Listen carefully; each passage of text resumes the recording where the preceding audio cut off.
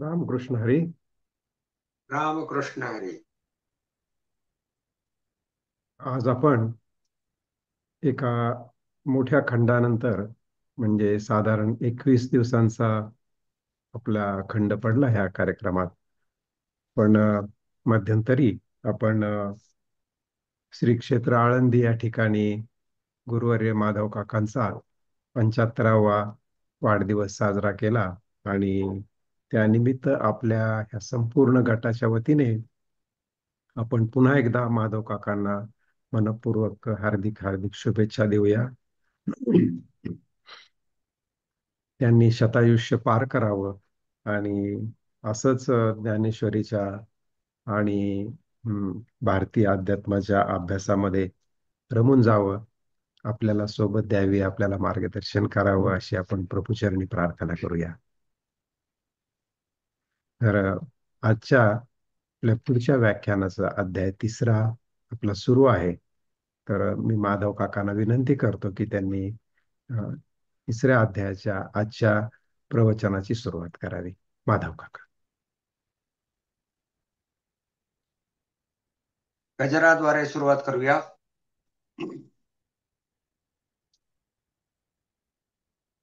पुंडलिक वरदा हरिविठ्ठल श्री ज्ञानदेव तुकाराम माऊली ज्ञानेश्वर महाराज की जय. जगद्गुरु तुकाराम महाराज की जय. शांति ब्रह्म एकनाथ महाराज की जय. पंढरीनाथ भगवान की जय. माऊलींनी श्री ज्ञानेश्वरीमध्ये सांगितलेल्या ज्ञान व साधनेच्या अभ्यासासाठी रुजू झालेल्या आपणा सर्व जिज्ञासू मुमुक्षूंचं हार्दिक हार्दिक स्वागत. आता आपण सर्वांना साधना वर्गासाठी प्रेरित करणाऱ्या, प्रवृत्त करणाऱ्या माऊली चरणी सेवा देण्यास आता प्रारंभ करूया. माऊली स्मरणाद्वारे मन शांत करत आता आपण माऊलींच्या निर्गुण रूपाकडे अर्थात मुखपृष्ठावर असलेल्या प्रतिमेकडे पाहूया. ते रूप पापण्याआड साठवून ठेवून श्री गुरुगीतेतील काही श्लोक म्हणूया. त्यातील प्रत्येक पदाचा भाग माऊली प्रती मनात श्रद्धा, भक्ती, आदर, प्रेम, निष्ठा याद्वारे जागवूया.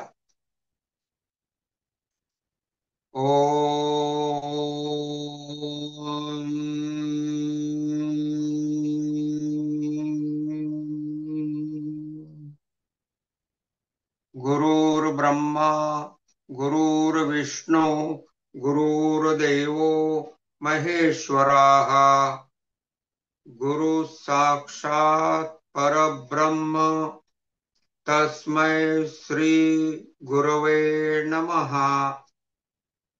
अखंड मंडलाकारं व्याप्तं येन चराचरं तत्पदं दर्शितं येन तस्मै श्री गुरवे नमः.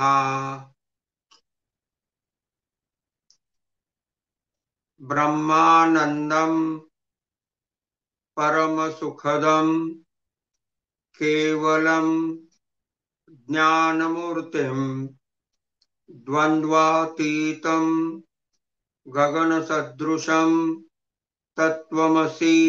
आदिलक्ष्यम् एकं नित्यं विमलम् अचलम् सर्वधी साक्षिभूतम् भावातीतं त्रिगुणरहितं सद्गुरुं तं नमामि.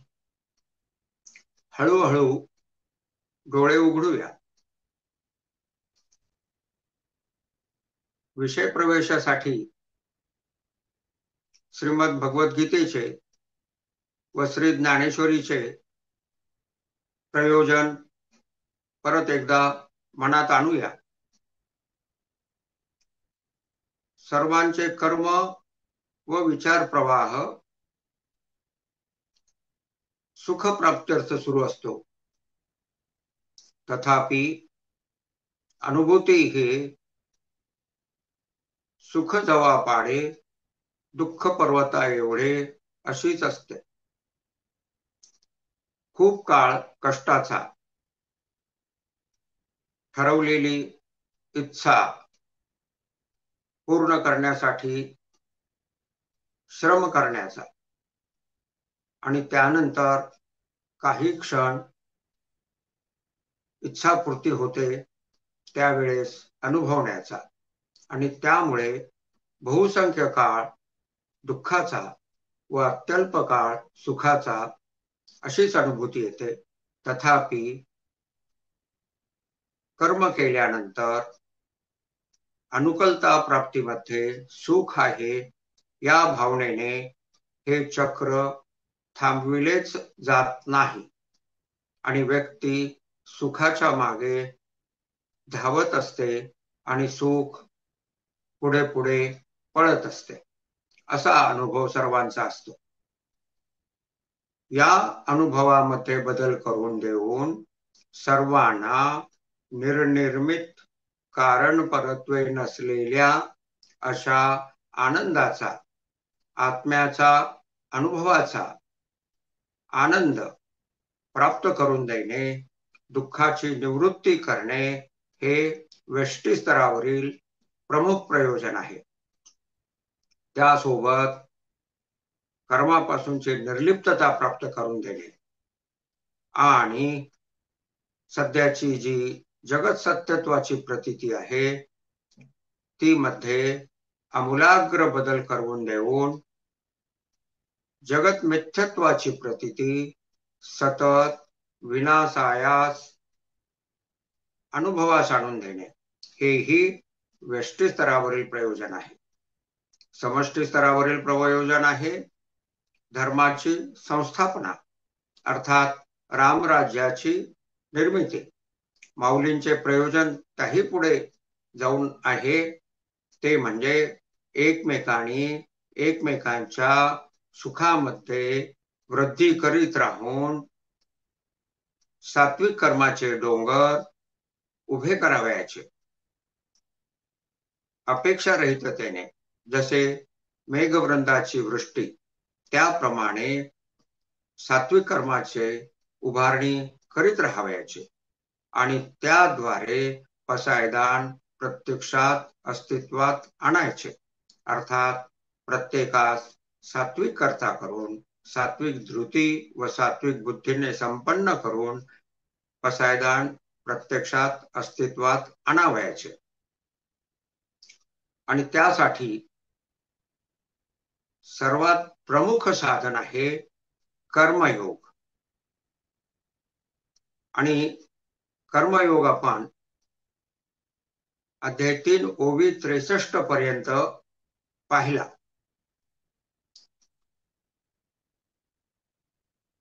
त्यापर्यंतच्या भागाची उजळणी आपण आळंदी येथे माऊली मंदिरामध्ये तेथील प्रवचन सेवेद्वारे केली. तथापि मध्ये जो कालखंड गेलेला आहे त्यामुळे अतिसारांशाने आपण कर्मयोगाची उजळणी करूया. अध्याय 2 मध्ये बुद्धियोग या नावाने भगवंतानी समत्वरूप निष्काम कर्मयोग सांगितलेला आहे आणि अध्याय 3 मध्ये कर्मयोग कर्माच्या अंगाने सांगितलेला आहे. पुढे येणाऱ्या अध्याय 4 मध्ये म्हणजे ज्ञान प्रधान असलेल्या अध्यायामध्ये ज्ञान कर्म संन्यास योग म्हणजे ज्ञानाच्या अंगाने कर्माचा संन्यास अशा पद्धतीने कर्मयोग सांगितलेला आहे. अध्याय 5 मध्ये कर्म संन्यास योग सांगितलेला आहे. विविध अध्यायात भक्तियोगामध्ये सुद्धा कर्मयोग सांगितलेला आहे. श्रद्धा सांगणाऱ्या अध्यायामध्ये 17 मध्ये सुद्धा कर्मयोग सांगितलेला आहे. तेथे तो श्रद्धेच्या अंगाने सांगितलेला आहे. तर अशा रीतीने विविध अध्यायामध्ये कर्मास प्राधान्य दिलेलं आहे आणि ते विविध अंगाने सांगून कर्मयोगाची सिद्धी ही ज्ञानयोग, भक्तियोग, ध्यानयोग यांच्या समन्वयाद्वारे साधल्या जाते असे प्रतिपादन केलेले आहे. अध्याय 3 मध्ये कर्म हा कर्माच्या अंगाने म्हणजे कोणते कर्म करावे आणि ते कसे करावे या पद्धतीने कर्मयोग सांगितलेला आहे. तर ओवी 42 मध्ये माऊली म्हणतात, तो हळूहळू ढाळे ढाळे केऊ तेनी एके वेळे तया मार्गाचेनी बळे निश्चित ठाकी. एका फांदीवरून दुसऱ्या फांदीवर जात जात फळापर्यंत जशी व्यक्ती पोहोचते त्याप्रमाणे कर्मयोगाची साधना करीत जाऊन फळापर्यंत म्हणजे निर्वाणापर्यंत म्हणजे जीवनमुक्तावस्थेपर्यंत व्यक्ती निश्चित ठाकी निश्चित पोहोचते. कर्मयोगाचं हे वैशिष्ट्य जे आहे की निश्चित पोहोचते हे माऊलींनी वेळोवेळी स्पष्ट केलेलं आहे. पुढे ओवी 44 आणि 45 मध्ये कोणते कर्म करावे, कर्माच्या कोणत्या व्याप्तीसाठी कर्मयोग लावावयाचा आहे, कर्माची व्याप्ती सांगितलेली आहे. ओवी 44 मध्ये माऊली म्हणतात, विहितेची निजाचारे. विहित कर्म निजाचारे म्हणजे समग्रतेने स्वधर्माचरण रूप यज्ञासारखे आचरण करावे असं सांगितलेलं आहे. आणि ओवी 25 मध्ये वाचोनी कर्मारंभ उचित न करिता सिद्धवत कर्महीना निश्चित होई जैना. उचित कर्माची उभारणी न करता कर्महीनास सिद्धवत म्हणजे नैष्कर्म सिद्धीस प्राप्त होता येत नाही असे सांगितलेले आहे. अर्थात विहित आणि उचित कर्म करावे असे सांगितलेले आहे. विहित म्हणजे वेदविहित म्हणजे जसे श्राद्ध, पक्ष, होम, हवन हे वेदविहित करावेत. उचित म्हणजे वर्णाश्रमोचित म्हणजे आपल्या वर्णाप्रमाणे आणि आश्रमाप्रमाणे उचित असलेली कर्मे करावीत. नित्यनैमित्तिकादी म्हणजे स्नान, संध्या, हरिपाठ, वारी, घर आलेल्या पाहुण्यांचं स्वागत अशी नैमित्तिक कर्मे करावीत. असा एवढीच कर्म करावीत असा जर का याचा विस्तार केला तर ज्या कर्माच्या व्याप्तीसाठी कर्मयोग लावावयाचा आहे ती व्याप्ती खूपच संकुचित होऊन जाते. या काळात लोहाराचा मुलगा लोहार, शेतकऱ्याचा मुलगा शेतकरी अशी रचना होती. त्या काळात वर्णाश्रमोचित असे म्हणाल्याने संपूर्ण व्यावहारिक कर्म आपोआप वर्णाश्रमोचित या व्याप्तीमध्ये येत असे. पण सध्याची रचना अत्यंत वेगळी असल्यामुळे ती येत नाही. त्यामुळे आपण विस्ताराने पाहिलं की कर्मयोगाची साधना ज्या कर्मास लावावयाची आहे त्यामध्ये संपूर्णतः कर्म जे उचित विहित करणीय आहे असे कर्मासाठी कर्मयोगाचे साधना करावयाची आहे. म्हणून अशा कर्मास पुढे श्लोक 9 मध्ये भगवंताने नियतम कर्म असे म्हटले आहे. अध्याय 18 मध्ये सहजम कर्म, स्वे स्वे कर्म असं सांगून संपूर्ण कर्मास अर्थात जे करणीय उचित विहित आहे अशा संपूर्ण कर्मास कर्मयोगाची साधना लावणे भगवंतांना आणि अर्थातच माऊलींना अभिप्रेत आहे. आता ही झाली कर्माची व्याप्ती. ते कर्म कोणते असावे, कसे करावे याबाबतचे सिद्धांत अजून समग्रतेने पुढे आलेले आहेत. तर आपण आता ओवी 63 पर्यंत या आधी विस्ताराने पाहिले आहे. तर आता आपण तेथून पुढे पाहूया. तर श्लोक 6 मध्ये भगवंत म्हणतात, कर्मेंद्रियाणी संयम्य य आस्ते मनसा स्मरण इंद्रियार्थान विमूढात्मा मिथ्याचार स उच्यते. जो अत्यंत मूढ बुद्धी पुरुष कर्मेंद्रियाचे संयमन करून म्हणजे फक्त कर्मेंद्रियांना बळे चावरून धरून मनाने इंद्रियांच्या विषयाचे स्मरण करीत असतो, तो मिथ्या आचरण करणारा अर्थात ढोंगी दांभिक म्हटला जातो.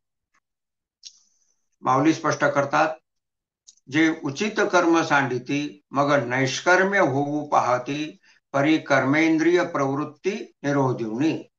कर्मेंद्रियांची असलेली प्रवृत्तीचा निरोध करून दमन करून आणि त्यासाठी उचित कर्म चाच त्याग करतात. म्हणजे कर्मच करीत नाहीत अशांना नैष्कर्म्य सिद्धी म्हणजे कर्मापासूनची निर्लिप्तता प्राप्त होऊ शकत नाही. तया कर्म त्यागू न घडे जे कर्तव्य मनी सापडे वरी नटती ते पुढे दरिद्र जाण.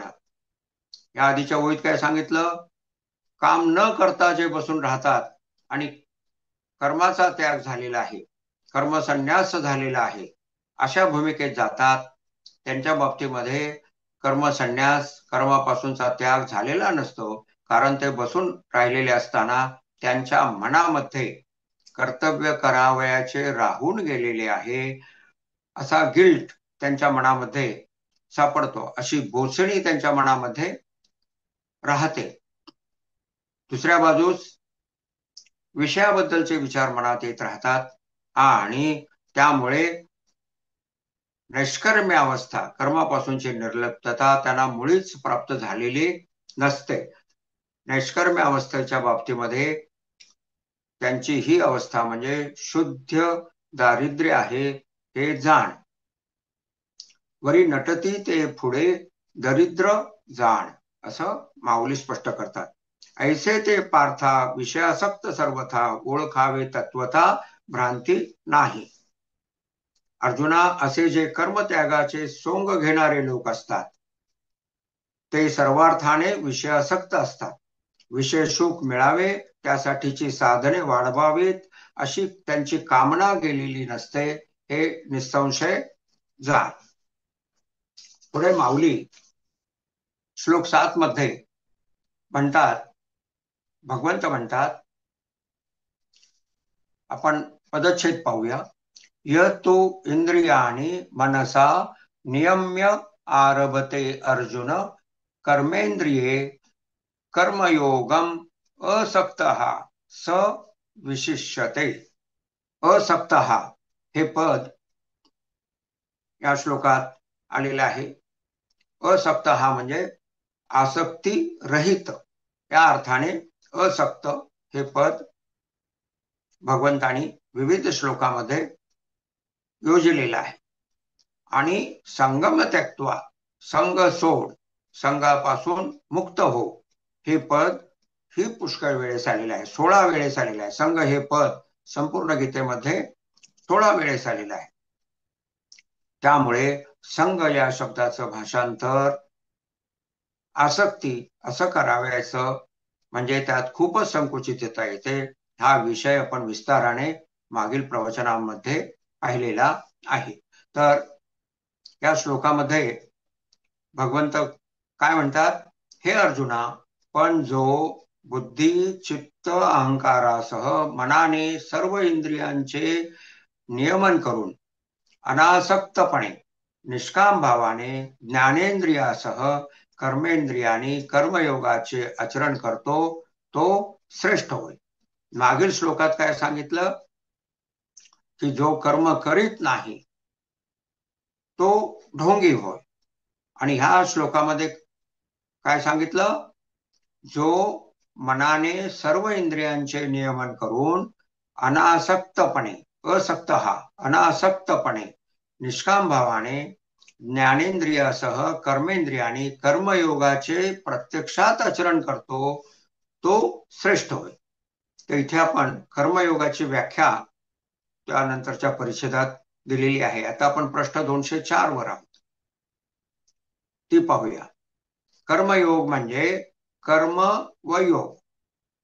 कर्म कोणते व कसे करावे, ज्यामुळे योग म्हणजे आत्म्याशी परमात्म्याशी जोडल्या जाणे साध्य होईल, तो कर्मयोग. कर्माची निवड अशी करावी की ते कुटुंब समाज देश यांच्या संबंधाने स्वतःची जबाबदारी कर्तव्य पार पाडण्यासाठीचे असेल. म्हणजेच कर्माची दिशा जनहिताकडे ठेवावी. त्यामुळे स्वतः संबंधाने फलाकांक्षा रहितता व कर्म संबंधाने साक्षीभाव जोपासणे सोपे जाते. त्यामुळे संसाराशी असलेल्या कर्मबंधाचा कर्मसंगाचा वियोग होतो आणि परमात्मा रूपाने हृदयस्थ असलेल्या आत्म्याशी योग प्राप्त होतो. कर्मसंगाचा वियोग झाला की हृदयस्थ आत्म्याशी जोडल्या जातो, आत्म्याची अनुभूती सुरू होते. असा हा कर्मयोगाचा सिद्धांत, कर्मयोगाची व्याख्या आहे. माऊली स्पष्ट करतात, जे अंतरी दृढ परमात्मरूपी गूढ बाह्यतरी रूढ लौकिक जैसा. ज्यांच्या अंतर्यामी स्वस्वरूपाचा अनुभव दृढ झाला आहे, अंतरी दृढ परमात्मरूपी गूढ म्हणजे परमात्मा रूपाशी ते घडून गेलेले आहेत.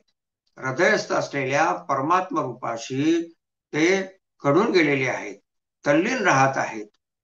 आणि त्यासोबतच म्हणजे एकसमयावच्छेदे सायमल्टेनियसली स्वस्वरूपानंदासोबत बाह्यता इतराप्रमाणे लौकिक अहिक विहित कर्म करीत असतो. बाह्यतरी रूढ लौकिक जैसा. बाहेरून तो इतरांच्या प्रमाणे लौकिक कर्म करीत असल्याचे स्पष्ट होत असते. आता इथून पुढे ओवी 69 ते 75 मध्ये जीवन मुक्तावस्थेत स्वतःला अनुभवास येणारी लक्षणे सांगितलेली आहे. तर ग्रंथाचं वैशिष्ट्य आहे की समर्पक शीर्षके परिच्छेदाच्या समूहाना दिलेली आहे. तर येथील शीर्षक काय आहे, जीवनमुक्तावस्थेत स्वतःला अनुभवास येणारी लक्षणे. कारण बाहेरून तो इतरांच्या सारखाच दिसत असतो, बाह्य तरी रूढ लौकिक जैसा. माऊली म्हणतात, जो इंद्रिय आज्ञा न करी विषयांचे भय न धरी प्राप्त कर्म नाभेरी उचित जय जय.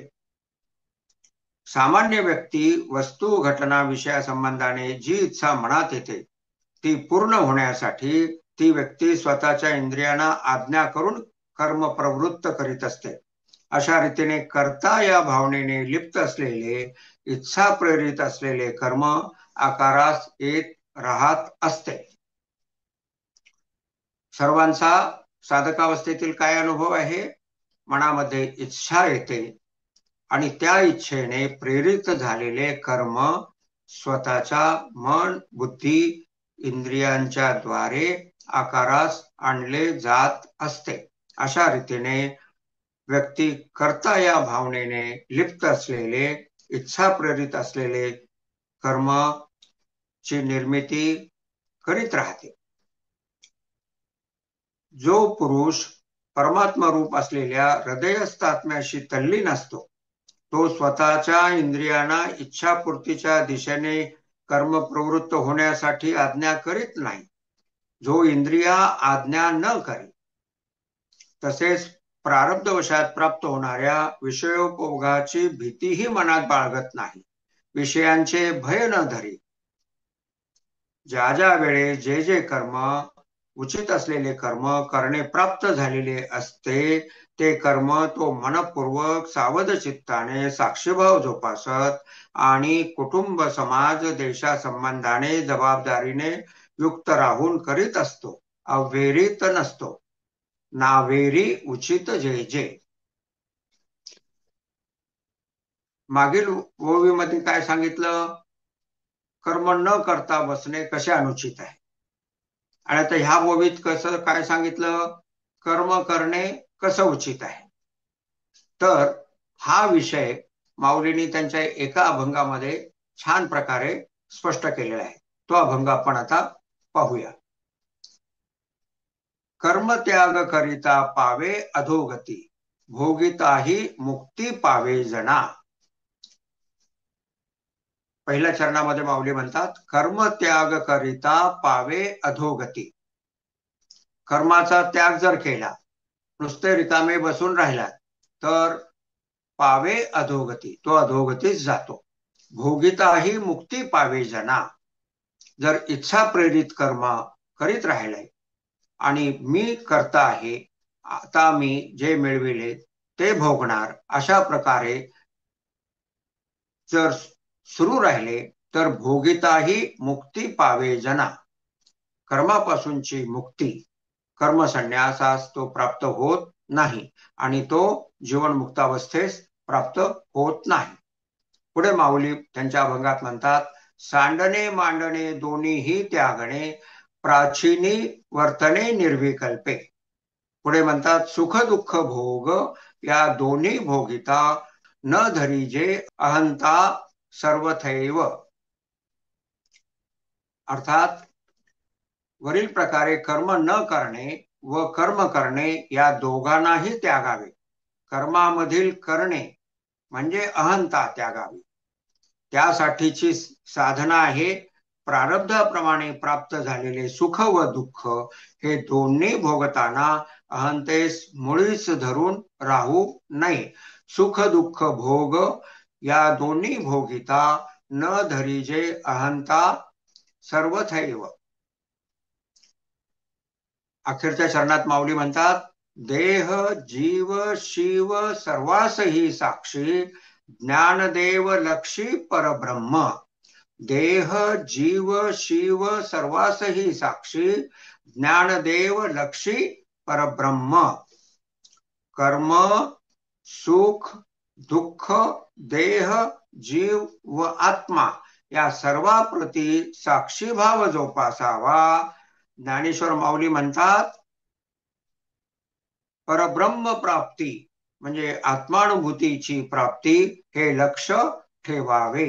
ज्ञानदेव लक्षी परब्रह्म.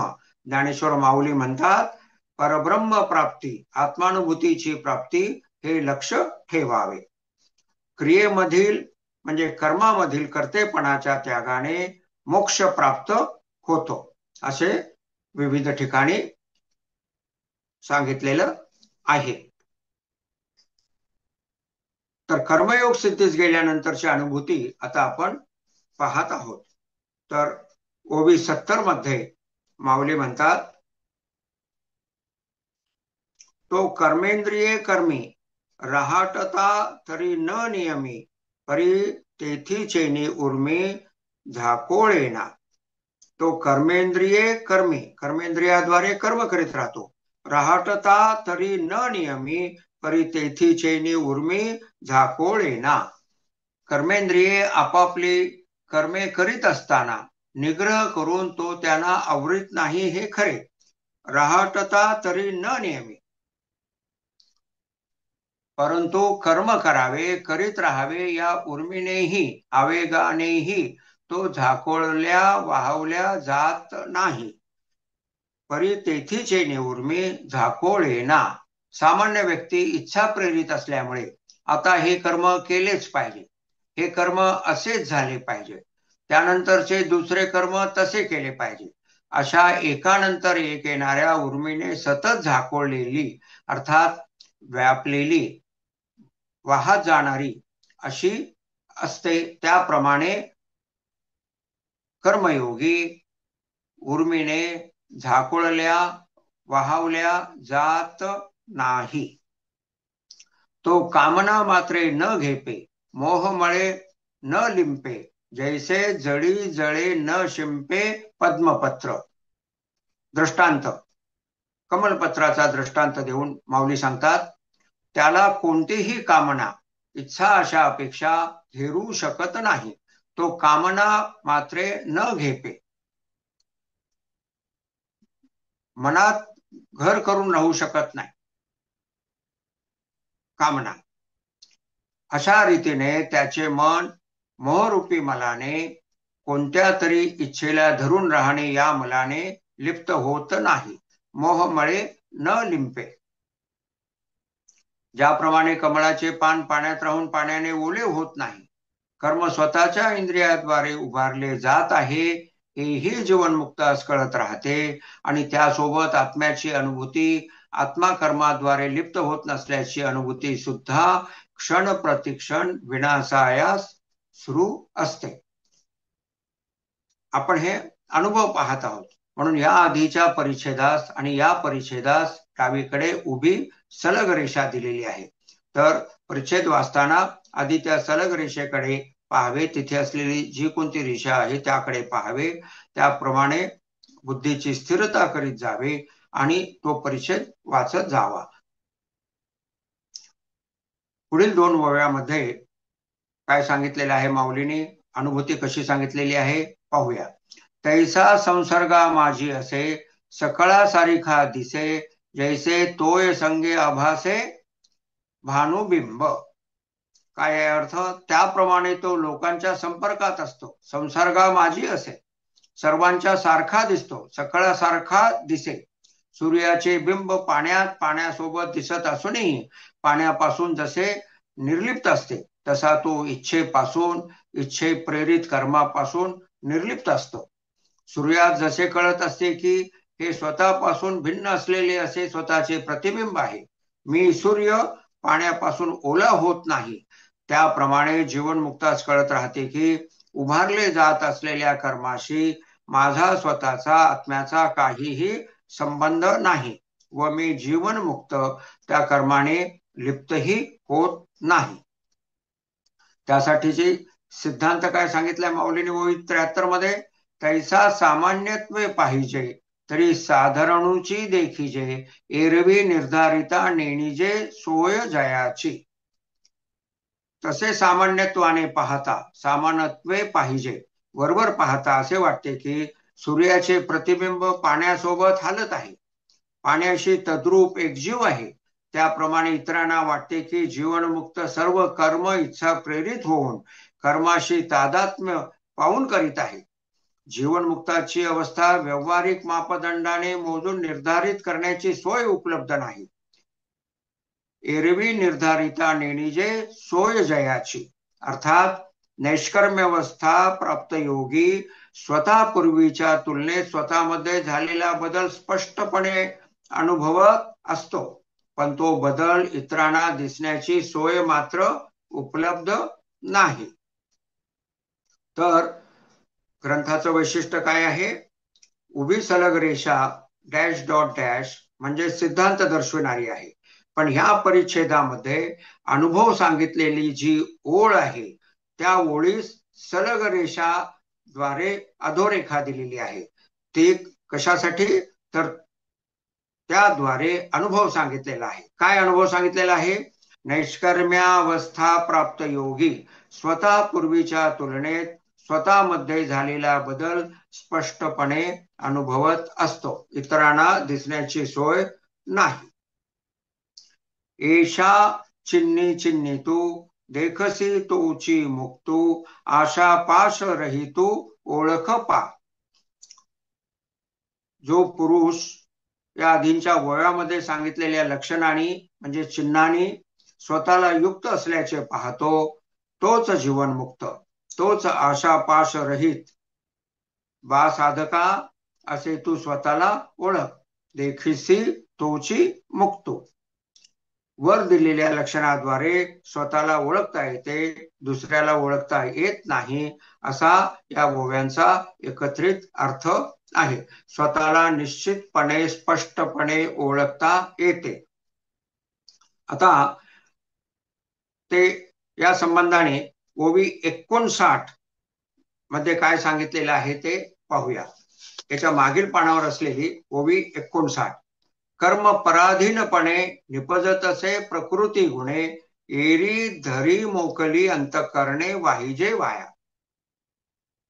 वस्तुस्थिती काय आहे? अंतकरण मोकळं आहे. चिदाकाशाचा अनुभव येणं हे स्वाभाविक आहे, पण प्रत्यक्षात चिदाकाशाचा अनुभव न येता मी करता आहे, मी भोगता आहे, मी व माझे ही वृत्ती रूपाने येणारा विचार प्रवाह धरी मोकली अंतकरणे वाहिजे वाया. मोकळं असलेलं अंतकरण उगीचच वाहत असतं आणि त्यामुळे कर्मापासूनची निर्लिप्तता अनुभवास येत नाही आणि जे वृत्तीद्वारे अंतकरणामध्ये मी व माझे, मी करता, मी भोगता असे जे वाहिले जात असते तेच अनुभवास येत राहत असते. आणि ज्यावेळी जीवनमुक्तावस्था प्राप्त होते त्यावेळेस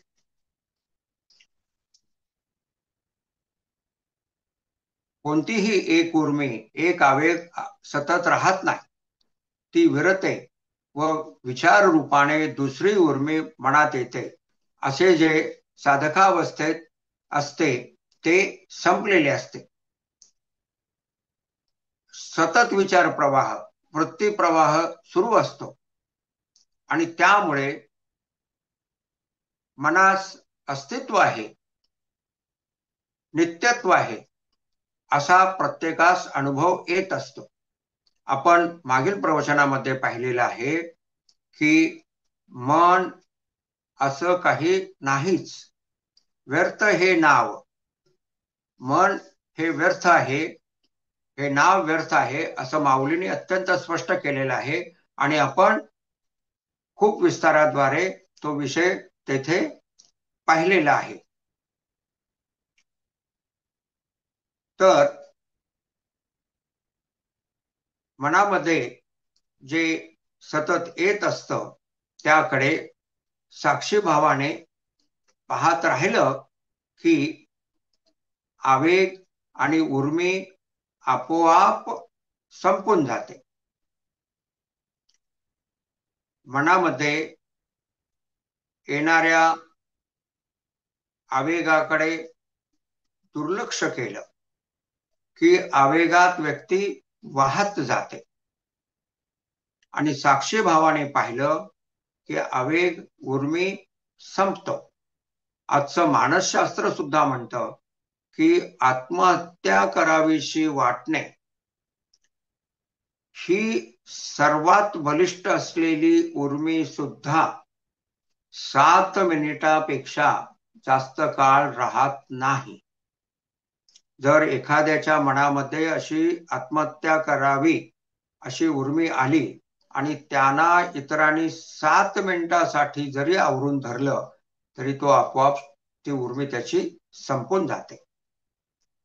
त्यामुळं उर्मी आणि आवेग संपतो याचा अनुभव आपण आज संध्याकाळी जो प्रत्येक व्यक्ती नेहमीचा ध्यानाभ्यास करेल त्यावेळेस त्यांनी मनात येणाऱ्या उर्मीकडे साक्षीभावाने पाहावे आणि ती विरून जाते हेही पाहावं. ते कसं पाहायचं? त्याआधी तुमच्या आयुष्यामध्ये जी उर्मी वारंवार बलिष्ठतेने येत असते, मग ती एखाद्या व्यक्ती संबंधाने असेल, एखाद्या विशिष्ट कर्मासंबंधाने असेल, ती उर्मी सुरुवातीला मनात आणावी. त्या उर्मीसोबत अर्धा एक मिनिट राहावं. त्या उर्मीला बलिष्ठ होऊ द्यावं, नाहीतरी ती वारंवार बलिष्ठ होत असते आणि विरून जात असते. त्यामुळे तिला बलिष्ठ होऊ द्यावं आणि हळूहळू मन शांत होत आहे हे प्रत्यक्षात अनुभवावं. आणि त्यामुळे लक्षात येईल की आवेगासोबत राहणे, उर्मीसोबत राहणे हे वास्तव नाही.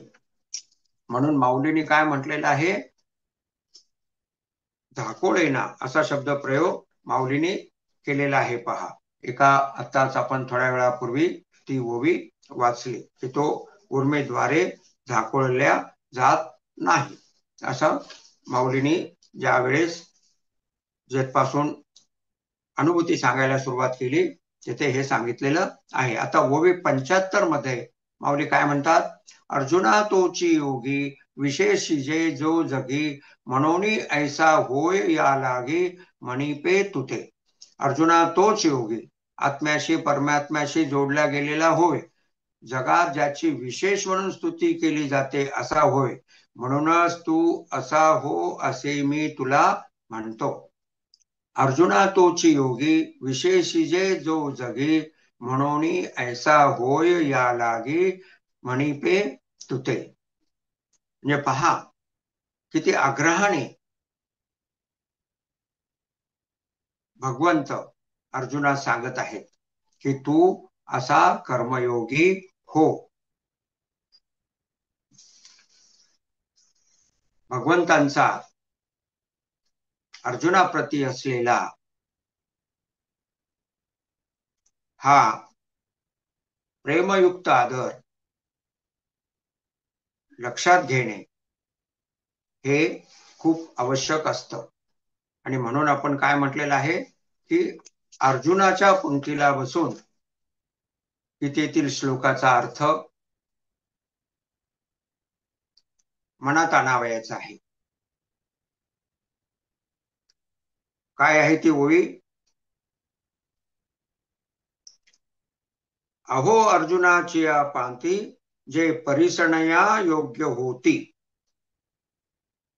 ही श्रवणाची साधना कशी सांगितलेली आहे आणि त्यामुळं भगवंतांचं सानिध्य अनुभवास येतं, माऊलींचं सानिध्य अनुभवास येतं आणि त्या अनुभवासोबत राहून अर्थ ग्रहण होऊ द्यावयाचा आहे. आणि म्हणून काय म्हणतात माऊली, अति हळुवारपणा चित्ता आणून या. अजून काय सांगतात, ऐसेनी गंभीरपणे स्थिरावलेनी अंतःकरणे. आणि मग काय होतं, इंद्रिया देऊनी कवाड हृदयी भोगी. ही अवस्थेमध्ये सर्व काही आपोआप ग्रहण केलं जातं, कुठलाही ताणतणाव नाही, असं लक्षात घ्यावं. तू मानसा नियमो करी निश्चळू होय अंतरी, मग कर्मेंद्रिये व्यापारी वर्ततू सुखे.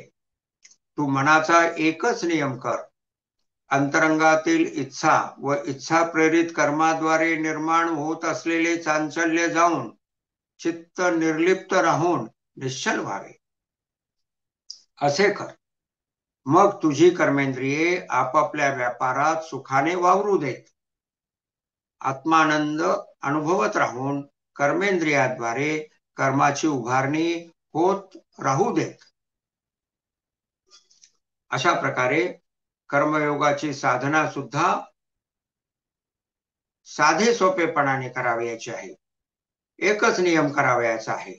काय करावयाचा आहे, अंतरंगातील इच्छा व इच्छा प्रेरित कर्माद्वारे निर्माण होत असलेले चांचल्य जाऊन चित्त निर्लिप्त राहून निश्चल व्हावे असे स्वतःला करावयाचे आहे. मग तुझी कर्मेंद्रिये आपापल्या व्यापारात सुखाने वावरू देत. आत्मानंद अनुभवत राहून कर्मेंद्रियाद्वारे कर्माची उभारणी होत राहू देत. श्लोक 8 मध्ये भगवंत काय म्हणतात? नियतम कुरु कर्मत्वम कर्म जायो हि अकर्मणः शरीर यात्रापि च तेन प्रसिद्धेत अकर्मणः. मागे बोलताना मी श्लोक 9 म्हणालो. नियतम कर्म हे पद भगवंताने श्लोक 8 मध्ये योजलेलं आहे. या श्लोकाचा काय अर्थ आहे? तू नियत कर्म कर. ओवी 44 व 45 मध्ये जे आपण उचित आणि विहित व करणीय कर्तव्य कर असं पाहिलं, ते नियत कर्म म्हणजे संपूर्ण कर्म जे विहित, उचित व करणीय आहे असे असलेले नियत कर्म कर. कारण कर्म न करण्यापेक्षा कर्म करणे श्रेष्ठ आहे. ज्यायो पद जे आहे ज्यायो त्याचा अर्थ आहे श्रेष्ठ आहे. तसेच कर्म न करणारे अकर्मणः कर्म न करण्याने तुझी शरीर यात्रा ही म्हणजे स्वतःचे शरीर निरोगी राखणे, स्वतःसह कुटुंबाचे भरण पोषण करणे इत्यादी उत्तम प्रकारे सिद्धीला जाणार नाही. तर त्यामुळे कर्म न करणे हे काही उचित असू शकत नाही. माऊली कसे स्पष्ट करतात? म्हणून नैष्कर्म्य होवावे तरी येथ ते न संभवे आणि निषिद्ध केवी राहटावे विचारी पा. म्हणून उचित विहित करणीय नियत कर्माच्या त्यागाद्वारे म्हणजे कोणतेच कर्म न करण्याद्वारे नैष्कर्म्य स्थिती म्हणजे लिप्त न होता कर्माची उभारणी होऊ देणारी स्थिती प्राप्त करणे येथे प्रकृती पारतंत्रामुळे संभव नाही. प्रकृतीचा स्वभाव आहे परिणाम पावत राहणे, एकातून दुसरे कर्म निर्माण होत राहणे आणि प्रकृतीचा भाग असलेले सर्व इंद्रिय तसेच करीत राहतात.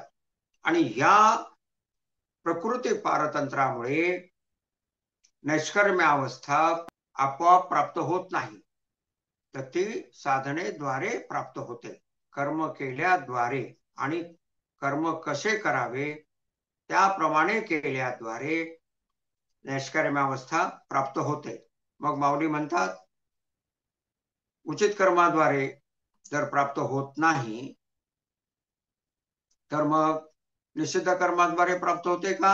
अर्थातच नाही. आता काय होतं? निषिद्ध कर्म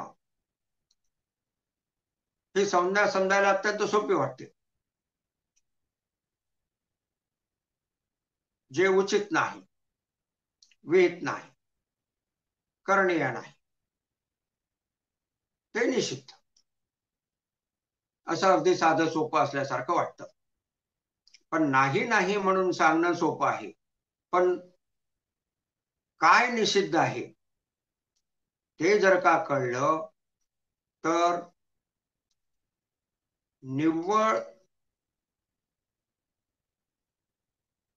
करणीय कर्म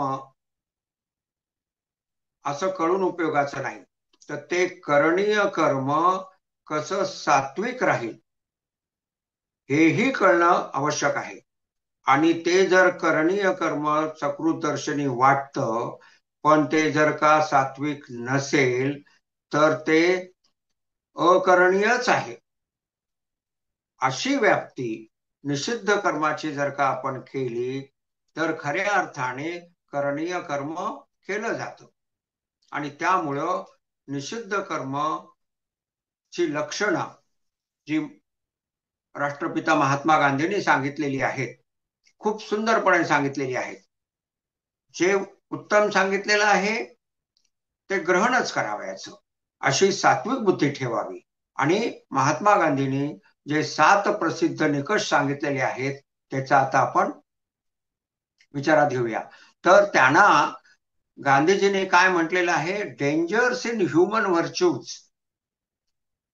सद्गुणाच्या आड येणारे सात्विक कर्मासाठी धोकादायक असलेले असे हे कर्म आहे. कोणते पुढे सांगितलेले आहे, सोशल सिन्स आहे, सामाजिक पाप आहे. सकृत दर्शनी जर आपण खोलात विचार केला तर कळत नाही, पण महात्मा गांधींनी अत्यंत स्पष्ट करून सांगितलेलं आहे. पाहूया. क्रमांक 1, आधी इंग्लिश मधले वाचतो. Wealth without work, the work which is without value addition. किती महत्वाचा संकल्प आहे पहा. Work which is without value addition, earning by manipulating things and people. अर्थ, परिश्रम न करता चाणाक्षपणा वापरून संपत्ती प्राप्त करणे. अकरणीय काही सकृत दर्शनी वाटत नाही. मला जर परिश्रम न करता जर मला संपत्ती प्राप्त होत असेल तर काय हरकत आहे, काय निषिद्ध आहे त्यात, असं वाटतं. पण ते सात्विक नाही. जसं शेअर मार्केटमध्ये उलाढाल केली आणि प्राप्ती करून घेतली, तर तुम्ही व्हॅल्यू एडिशन काय केली, तुम्ही काहीच नाही केलं. ज्या तुम्ही कर्म असं करावयास पाहिजे, शेती केली तुम्ही, म्हणजे काय केलं, शेतीतून उत्पन्न काढलं, म्हणजे तुम्ही व्हॅल्यू एडिशन केली. एखाद्या फॅक्टरीमध्ये तुम्ही नोकरी केलीत किंवा फॅक्टरीची उभारणी केलीत आणि त्यातून एका बाजूनी लोखंडाची सळई टाकली आणि दुसऱ्या बाजूनी पण कागदाला लावतो त्या पिना काढल्या, म्हणजे काय केलं आपण, व्हॅल्यू एडिशन केली. लोखंडाचं रूपांतरण आपण केलं, व्हॅल्यू एडिशन केली. इतकं साधं, अगदी छोटीशी व्हॅल्यू एडिशन सुद्धा, पण व्हॅल्यू एडिशन आहे. तुम्ही जमीन घेतली, त्याची मोजणी केली, त्याचं सपाटीकरण केलं, त्याचं प्लॉटिंग केलं, त्यामध्ये दगडे रोवले आणि ते प्लॉट करून विकले, व्हॅल्यू एडिशन केलेली आहे तुम्ही. तर असं काहीही न करता, कोणतीही व्हॅल्यू एडिशन न करता जर का संपत्ती प्राप्त केली तर त्या कर्माला करणीय म्हणणं योग्य नाही, अशा पद्धतीने लक्षात घ्यावं. दुसरा निकष, विवेकरहित सुख, प्लेजर विदाउट कॉन्शियन्स, म्हणजे विवेकरहित सुख. मला सुख प्राप्त झालं, मी भोगलं, अशा पद्धतीने तुम्हाला जर तुम्ही सुखात वाहवत गेलात तर ते करणीय ठरेल का, नाही. सुख सुद्धा साक्षी भावाने त्या सुखात वाहत न जाता त्या सुखाचा उपभोग घ्यावयाचा आहे. त्या सुखाकडे सुद्धा अनात्मा म्हणून पाहत उपभोग घ्यावयाचा आहे. अशा रीतीने आत्मा अनात्मा विवेकात राहून सुख घ्यावयाचे आहे. विवेकरहित सुख ह्याला सुद्धा अकरणीयच म्हणणं योग्य आहे. सिद्धांतरहित, तत्वरहित राजनीती, राजकारण, पॉलिटिक्स विदाउट प्रिन्सिपल्स. काहीतरी केलं आणि राजकारणामध्ये तुम्ही वरवर गेलात, नको ते केलं आणि वरवर गेलात, तर ते कर्म अर्थातच निषिद्ध आहे. चरित्र शून्य म्हणजे समाजहिताचा दृष्टिकोन नसलेले, स्वार्थ सिद्धीस नेणारे ज्ञान, नॉलेज विदाउट कॅरेक्टर. व्यवहारातील तुम्हाला भरपूर ज्ञान आहे आणि ते ज्ञानाच्या मागे जर चरित्र शून्यता आहे तर त्या ज्ञानामध्ये ते ज्ञान प्राप्त करून घेणे हे कर्म सुद्धा अकरणीयच आहे. जे ज्ञान तुम्हाला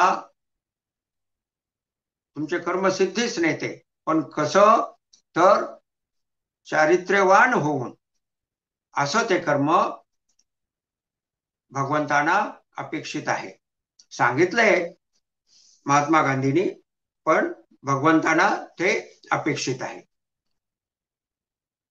नीती मूल्याधारित नसलेला म्हणजे सदाचार रहित किंवा बेकायदेशीर व्यापार, कारखानदारी, शेती इत्यादी, commerce without morality, morality and ethics, म्हणजे जे नीतीमध्ये बसत नाही ते, सकृत दर्शनी ते बेकायदेशीर नसेल पण ते नीती आधारित नाही, तर असं कर्म सुद्धा अकरणीय आहे. जनहिताप्रती संवेदना नसलेले विज्ञान म्हणजे संशोधन इत्यादी, म्हणजे सायन्स विदाउट ह्युमॅनिटी, सायन्सने प्रगती केली पण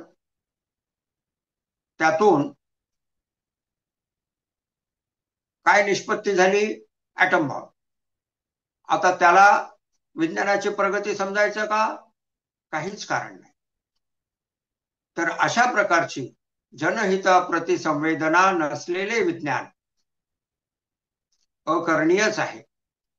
साधी गोष्ट, प्लॅस्टिकची निर्मिती ज्या वेळेस केली विज्ञानाने, त्यावेळेस काय वाटलं की किती लोकांच्या सुखामध्ये आपण वृद्धी केलेली आहे. पण नंतर काय लक्षात आलं की प्लॅस्टिकची पिशवी कुजत नाही. कागदाच्या पिशवीमध्ये आपण सामान आणलं आणि कागद फेकून दिला तर तो 8 दिवसामध्ये कुजून नष्ट होतो. पण प्लॅस्टिकची पिशवी कुजून नष्ट व्हायला काही 100 वर्ष लागतात. मग मला सांगा, आणि मग ते पाण्याबरोबर वाहत जाऊन समुद्राच्या तळाशी जाऊन बसून तेथील जलचरांना सुद्धा ते घातक आहे. म्हणजे जमिनीवरील लोकांना तर ते घातक आहेच आहे, पण ते त्याचा वापर होत जाऊन तिथपर्यंत त्याची घातकता पोहोचते. म्हणजे अशा पद्धतीने विज्ञानाने जे शोध लावलेले आहेत ते शोध लावताना ते जनहितार्थ आहेत का असं पूर्णपणे त्याचं चिंतन व्हावयास पाहिजे. आणि मगच अशा शोधांना सर्वांच्या मध्ये म्हणजे व्यापकत्वाने त्याचा वापर करायचा की नाही याचा विचार शोध करताना आणि शोधातून निर्मित झालेली वस्तू कारखान्याद्वारे व्यापकत्वाने निर्मित करताना करणे गरजेचे आहे. अन्यथा अकरणीय कर्माची निर्मिती होते. वैराग्य रहित उपासना, वर्शिप विदाउट सॅक्रिफाईस. आपण नेहमी म्हणतो वैराग्याशिवाय भक्ती काहीही उपयोगाची नाही. पूजा अर्चना केली पण त्यामागे जर वैराग्य नसेल तर काहीही उपयोगाचं नाही. अशा पद्धतीने करणीय कर्म कसं सात्विक हो व्हावं ह्यासाठी काय निषिद्ध आहे ते सांगितलेलं आहे. आता पहा, विविध ठिकाणी हे सांगितलेलं आहे. चायनामध्ये कन्फ्युशियस यांनी सांगितलेले निकष आता आपण थोडक्यात पाहूया. कन्फ्युशियस हे इसवी सन पूर्वी 551 ते 479 या काळात झाले. म्हणजे आजपासून 2700-800 वर्षापूर्वी ते झाले. या चिनी पण जगप्रसिद्ध तत्वज्ञानाने प्रस्तुत ओवीतील निषिद्ध कर्माचा व पुढील ओवीतील उचित कर्माचा सिद्धांत खूप सोपा करून सांगितलेला आहे. कन्फ्युशियसने हा सिद्धांत खूप स्पष्टपणे आणि सोपा करून सांगितलेला आहे. कसा सांगितलेला आहे पहा, शांतपणे ऐका. जे जे इतरांनी आपणा संबंधाने करू नये असे वाटते ते ते आपण करू नये.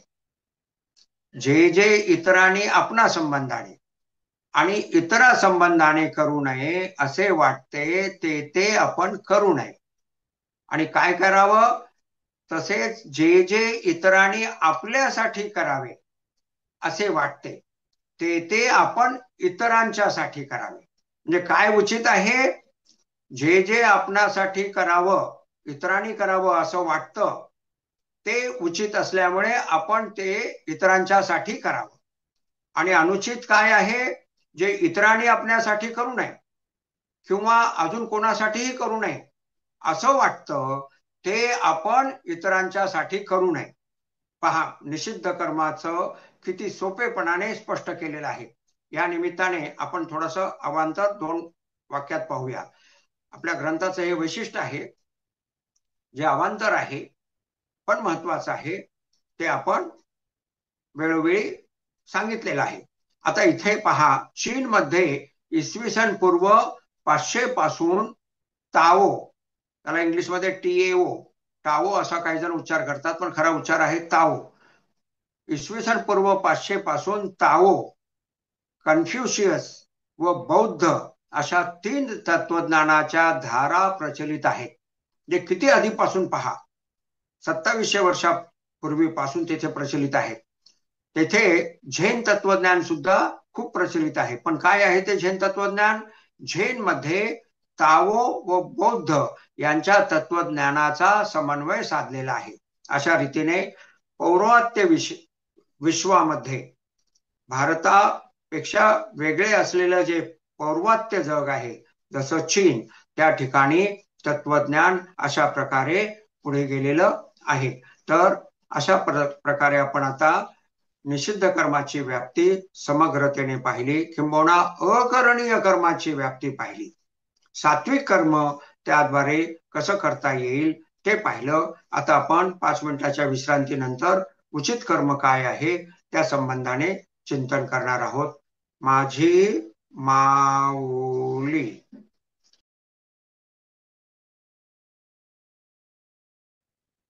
माझी माऊली. आता आपण कर्मयोगाचं सार सांगणाऱ्या 3 ओव्या आणि त्यावरील विवेचन पाहूया. कर्मयोगाच्या साधनेचे सार माऊलींनी ओवी 78 ते 80 व भगवंतानी श्लोक 9 मध्ये सांगितलेला आहे. तर ते आता आपण पाहूया. 78 मध्ये माऊली म्हणतात, म्हणून जे जे उचित आणि अवसरे करुणी प्राप्त, ते कर्म हेतुरहित आचरेतु. नियतम कुरु कर्मत्वम.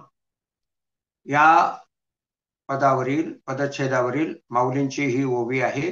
म्हणून जे जे उचित आणि अवसरे करुणी प्राप्त, ते कर्म हेतुरहित आचरेतु. म्हणून जे जे कर्म उचित आहे, नियत विहित करणे आहे, आणि पुढ्यातील प्रसंगानुसार जे जे करणे प्राप्त झाले आहे, जे करणे वाट्यास आले असेल, ते वर्तमान क्षणात कर्तव्य असलेल्या त्या कर्माचे आचरण तू हेतुरहित, म्हणजे कसं, स्वार्थरहित, फलापेक्षा रहित असं होऊन कर. सारांश, उचित म्हणजे करणीय विहित असलेले सर्व कर्म मनपूर्वक, सावध चित्ताने, समग्रतेने, साक्षीभाव जोपासत, कुटुंब, समाज, देश संबंधाने, जबाबदारीने युक्त राहून, फलापेक्षा रहित राहून करावे.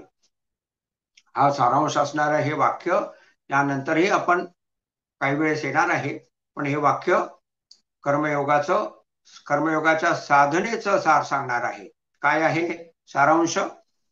उचित म्हणजे करणीय विहित असलेले सर्व कर्म मनपूर्वक, सावध चित्ताने, समग्रतेने, साक्षीभाव जोपासत, कुटुंब, समाज, देशासंबंधाने, जबाबदारीने युक्त राहून, फलाकांक्षा रहित राहून करावे. पुढे ओवी 79 मध्ये माऊली म्हणतात, पार्था आणिकही एक, नेणसी तू हे कौतिक, जे ऐसे कर्ममोचक आपेसे असे. पार्था आणखी एक, अशा पद्धतीने केलेल्या कर्माचे कौतुक तुला माहित नसेल. नेणसी तू हे कौतिक, कर्माचे हे कौतुक तुला माहित नसेल. अशा कर्माचं काय आहे ते आपोआपच कर्मबंधनातून सोडविणारे असते. आता आपण सारांशाने जसं पाहिलं त्या प्रकारे जर का आपण कर्म केलं तर ते आपोआपच कर्मबंधनातून सोडवते. देखे अनुक्रमाधारे स्वधर्मू जो आचरे, तो मोक्षू तेने व्यापारे निश्चित पावे. निश्चित शब्द महत्वाचा, निश्चित पावे. सर्वत्र उचित विहित करणीय नियत कर्म अनुक्रमाधारे म्हणजे परंपरेच्या आधाराने निर्धारित करून घ्यावे. जसे व्यवसाया संबंधाने करीत असलेले कर्म व्यावहारिक शास्त्रे, कायदा, नीतिशास्त्रे याद्वारे पारखून निश्चित करावे. यज्ञ करावयाचा ठरविल्यास श्रुती स्मृतीमध्ये दिलेल्या अनुक्रमानुसार करावा. आध्यात्मिक शिक्षण गुरुकुल परंपरेप्रमाणे घ्यावे. सेवेसाठी सुद्धा क्षेत्र निवडल्यानंतर त्या क्षेत्रातील परंपरेचा विचार करून सेवा कर्म निर्धारित करावे. उदाहरणार्थ कीर्तन वारकरी संप्रदायाच्या परंपरेप्रमाणे व मोबदला म्हणजे बिदागी न ठरविता करावे. अशा रीतीने परंपरेप्रमाणे पारखून घेतल्याने चूक म्हणजे पाप तर होत नाहीच, कार्यक्षमता खूप वाढते. अशा रीतीने पारखून निर्धारित केलेले कर्म हा स्वधर्म असून त्याचे आचरण निश्चित मोक्षास प्राप्त करून देते. अशा विहित कर्मास स्वधर्म म्हणजे परम कर्तव्य ठरविल्यानंतर अर्थातच त्याचे आचरण मनपूर्वक सावध चित्ताने साक्षीभाव जोपासत कुटुंब, समाज, देशासंबंधाने जबाबदारीने युक्त राहून फलापेक्षा रहित राहून नित्य अनुष्ठानवत करावे व त्यामुळे मोक्ष निश्चित प्राप्त होतो. आपण पुढील परिच्छेदात सांगितलेली साधना ग्रहपाठात केलेली आहे आणि ती ज्यांनी केली नसेल त्यांनी अवश्य करावी. काय आहे साधना? स्वतःसाठी नियत कर्म निश्चित करा, म्हणजे व्हिजन स्टेटमेंट लिहून काढा आणि दिसेल अशा ठिकाणी ठेवा. तुमच्या सध्याच्या व्यवसाया संबंधाने नोकरी, कारखानदारी, व्यापार करीत असलेले कर्म व्यावहारिक शास्त्रे, प्रोफेशनल मॅनेजरियल सायन्सेस त्याप्रमाणे तपासून घ्या. माऊलीने एका ओवीत म्हटलेलं आहे, रत्न स्वतःच जरी असलं तरी रत्न पारख्याकडून ते तपासून घ्यावं लागतं. त्याप्रमाणे हे तर काय माझं नेहमीच कर्म आहे, ते मला त्यातलं करणीय कोणतं अकरणीय कोणतं मला सहज कळतं, असं जरी असलं तरी सुद्धा ते परत एकदा आपल्या प्रोफेशनल शास्त्राप्रमाणे आहे का, मॅनेजरल शास्त्राप्रमाणे आहे का ते तपासून घ्यावं.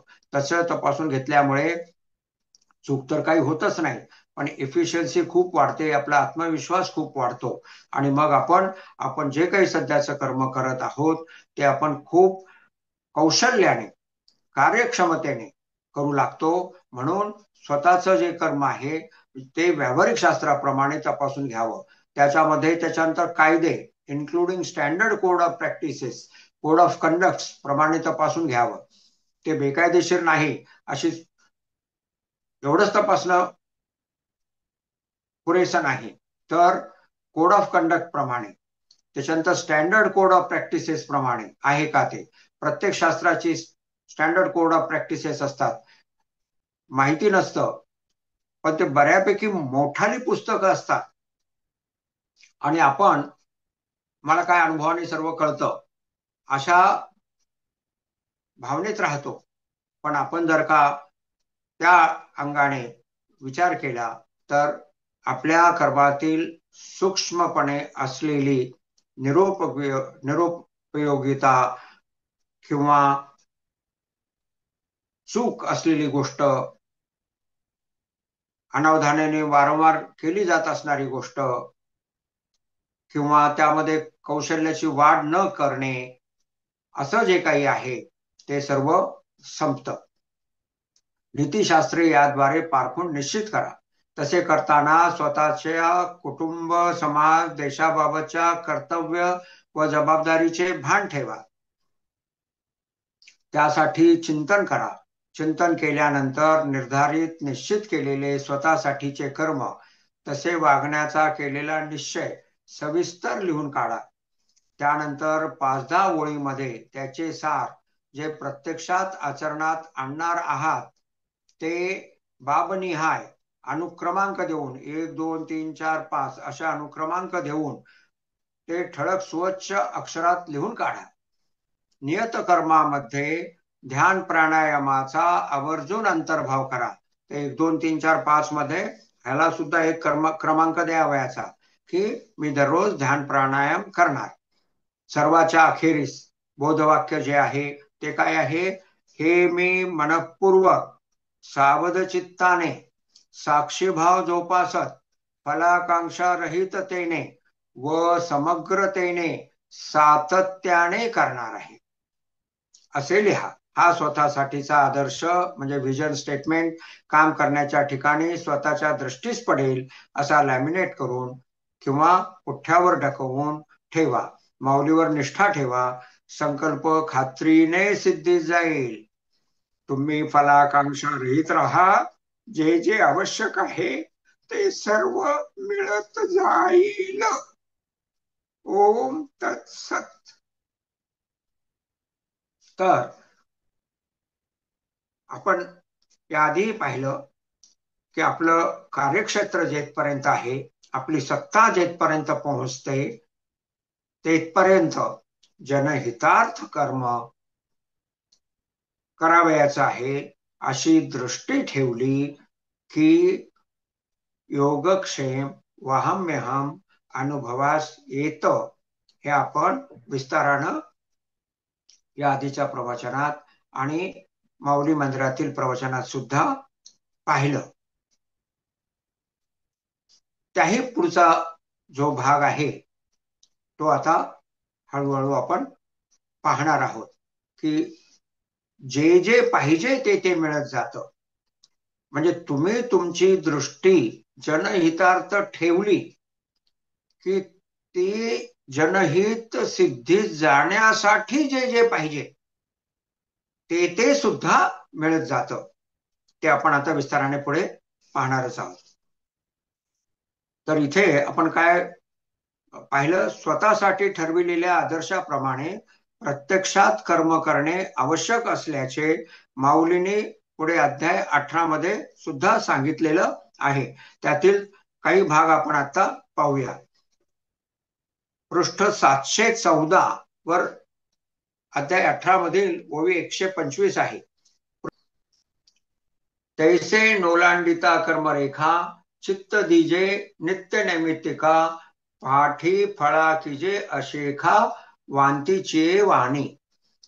कर्मयोगाची साधना सांगताना फलाकांक्षा रहितता कशी जोपासावयाची, किती जोपासावयाची ते माऊलींनी या ओवी सांगितलेलं आहे. काय आहे ओवी? तैसी नोलांडिता कर्मरेखा चित्त दीजे नित्य नैमित्तिका पाठी फळा कीजे अशेखा वांतीची वाणी.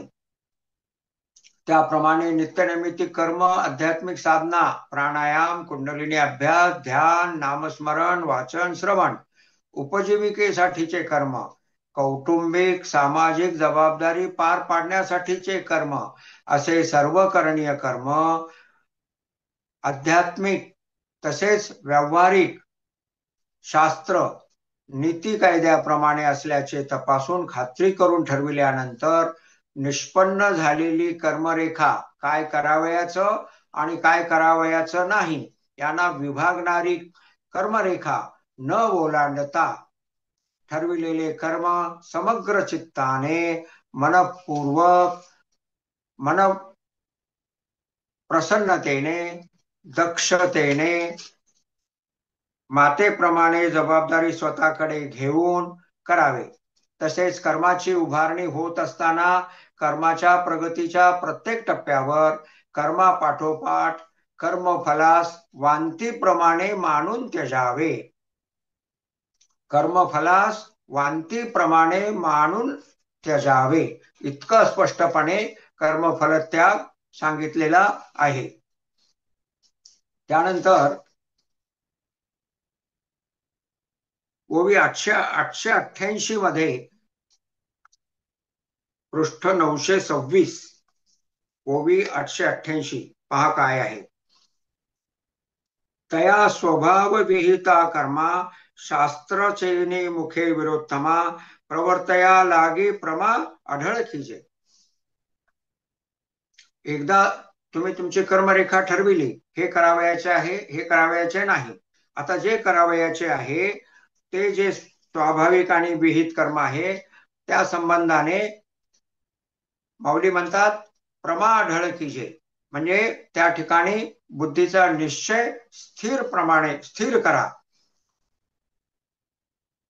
हे विरोत्तमा अर्जुना, त्या स्वाभाविक विहित करणीय कर्माकडे शास्त्रात सांगितलेल्या ज्ञानाप्रमाणे निकष, पद्धत, नियम, नीती इत्यादीद्वारे प्रवृत्त होण्याकरता व्यावसायिक आध्यात्मिक शास्त्रातील ज्ञानाद्वारे स्वतःच्या कर्माची निश्चिती करून घ्यावी.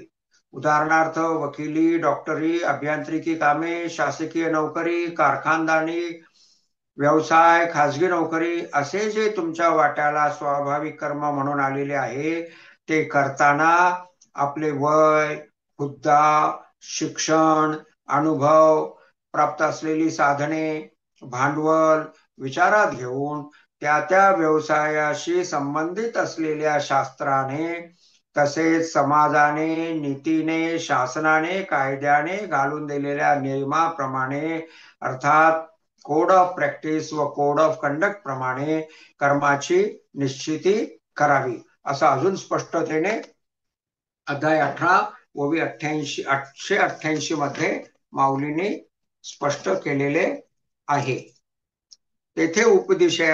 तेथे उपदेशिल्याप्रमाणे आत्ताच लिहून काढलेल्या आदर्शाप्रमाणे कार्यप्रवृत्त राहण्यामध्ये स्वतःची प्रमा म्हणजे बुद्धी, धारणा, समजूत स्थिर करा. माऊली आपला संकल्प सिद्धीस नेणार अशी भावना डोळे बंद करून थोडा वेळ करा, असं ह्या ठिकाणी लक्षात घ्यावयाचं आहे. तर आपण जो काही संकल्प म्हणजे विजन स्टेटमेंट लिहून काढलेलं आहे ते तुम्ही ध्यानाच्या वेळेस परत एकदा वाचून ते मी करणार अशा बुद्धीचा निश्चय, धारणा, समजूत स्थिर करा आणि स्थिर केल्यानंतर ध्यान करा, असं आपल्याला विनंती आहे.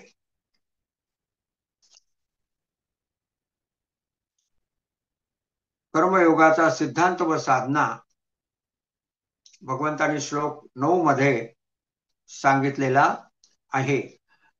तर तो आपण पदच्छेदाद्वारे वाचूया. यज्ञार्थात कर्मणः अन्यत्र.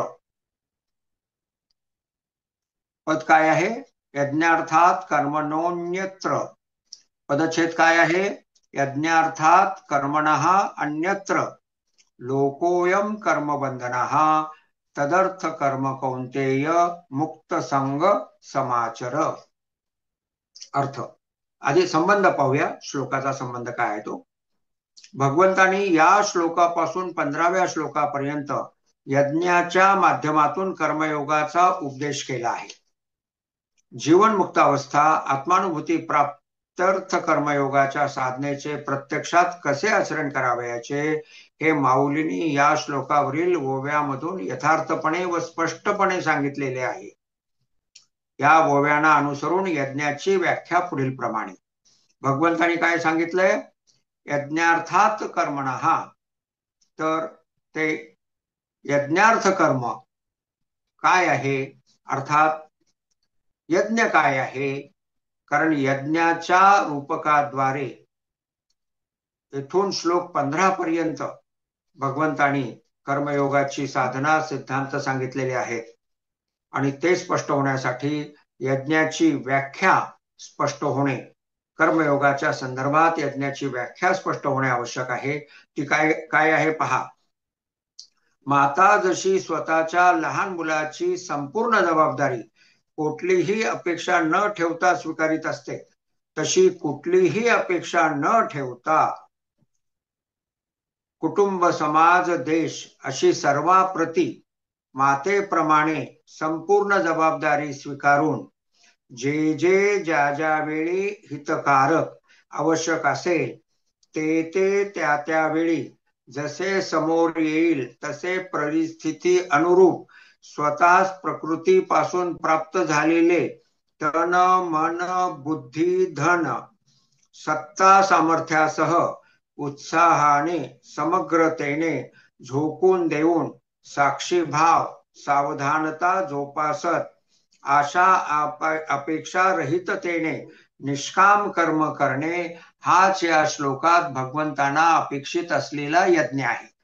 यज्ञाची व्याख्या माऊलींना जी अभिप्रेत आहे, भगवंतांना जी अभिप्रेत आहे, ती आता आपण वाचली तर ती खूप स्पष्ट व्हावी म्हणून मी पुन्हा एकदा वाचतो. माता जशी स्वतःच्या लहान मुलाची संपूर्ण जबाबदारी कुठलीही अपेक्षा न ठेवता स्वीकारित असते, तशी कुठलीही अपेक्षा न ठेवता मातेप्रमाणे कुटुंब, समाज, देश अशी सर्वाप्रती संपूर्ण जबाबदारी स्वीकारून जे जे ज्या ज्या वेळी हितकारक आवश्यक असेल ते ते त्या त्या वेळी जसे समोर येईल तसे परिस्थिती अनुरूप स्वतः प्रकृतीपासून प्राप्त झालेले, काय काय प्राप्त झालेले आहे प्रकृतीपासून? तन, मन, बुद्धी, धन, सत्ता, सामर्थ्यासह उत्साहाने समग्रतेने झोकून देऊन साक्षी भाव सावधानता जोपासत निष्काम कर्म करणे हाच या श्लोकात भगवंतांना अपेक्षित असलेला यज्ञ आहे. निष्काम कर्म म्हणजे अशा अपेक्षा रहित कर्म. स्वतःचे कार्यक्षेत्र सत्ता जेथपर्यंत पोहोचते तेथपर्यंतच्या सर्व लोकांच्या हितासाठीचे कर्म या श्लोकातील यज्ञार्थ कर्म आहे. यज्ञाची व्याख्या पाहिली. आता यज्ञार्थ कर्म कोणतं? स्वतःचे कार्यक्षेत्र सत्ता जेथपर्यंत पोहोचते तेथपर्यंतच्या सर्व लोकांच्या हितासाठीचे कर्म हे या श्लोकातील यज्ञार्थ कर्म आहे.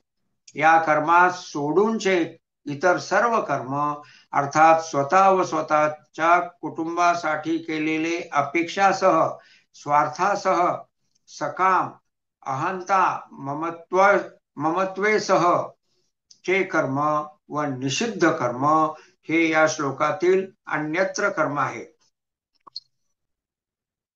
काय आहे श्लोकातील पद? यज्ञार्थात कर्मणः अन्यत्र. तर यज्ञार्थ कर्म कोणतं?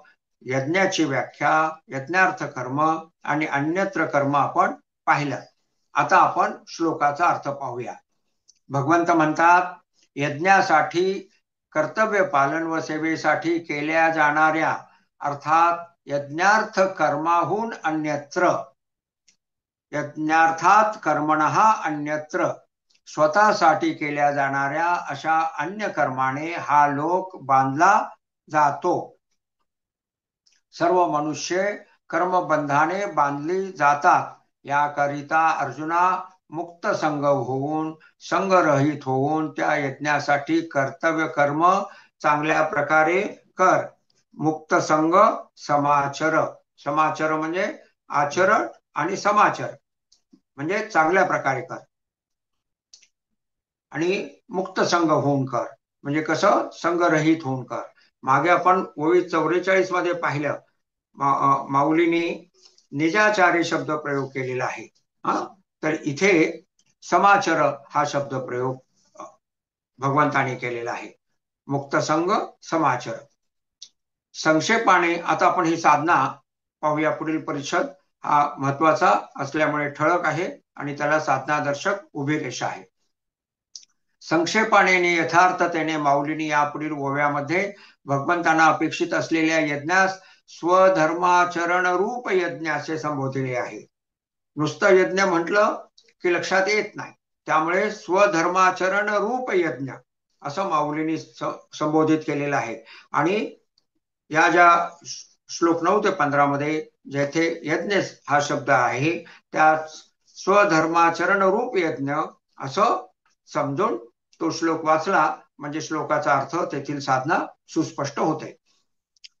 त्यासाठीच्या यज्ञार्थ कर्मात सात्विकतेने व आसक्तिरहिततेने केलेल्या सर्व करणीय कर्मांचा, जसे देश, समाज, कुटुंबासाठी जबाबदारी व कर्तव्य पालनार्थ केलेले व्यापार, नोकरी, व्यवसाया संबंधाने नीती व व्यावहारिक शास्त्राधारे निर्धारित केलेले व्यावहारिक कर्म, तसेच ध्यान, प्राणायाम, होम, वेदाध्ययन इत्यादी नित्य नैमित्तिक असलेल्या आध्यात्मिक कर्माचा अंतर्भाव होतो. प्राणायाम व ध्यानाभ्यास करताना चित्तात शुद्ध सावधानता, साक्षीभाव जोपासला जात असतो. त्यामुळे उपरोक्त करणीय कर्माचे आचरण करताना शुद्ध सावधानता साक्षीभाव जोपासणे सोपे होते.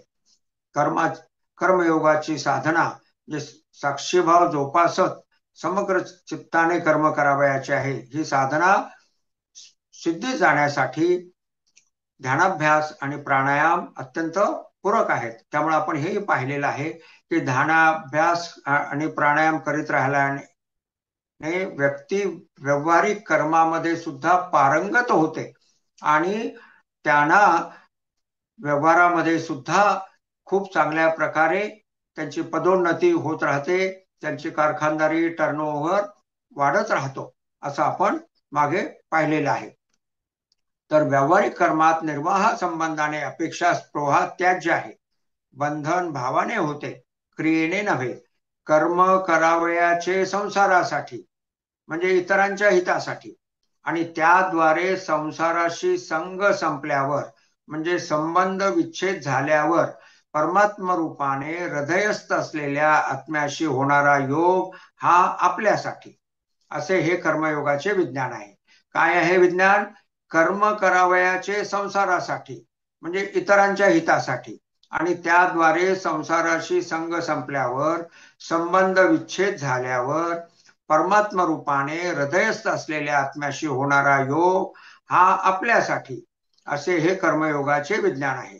अशा रीतीने जीवनमुक्तावस्था प्राप्त झाली की आत्मानंदासोबत कर्माची निर्लिप्तता अनुभवत कर्माची उभारणी सुरू राहते आणि ज्या वेळे समोर कर्म किंवा कर्तव्य नसते, उसंत विश्रांती असते, त्यावेळी विचार संपलेले असतात व आपोआप सोहम भावाद्वारे निर्विकल्पतेचा म्हणजे स्वरूप स्थितीचा आनंद रूपाने अनुभव सुरू राहत असतो.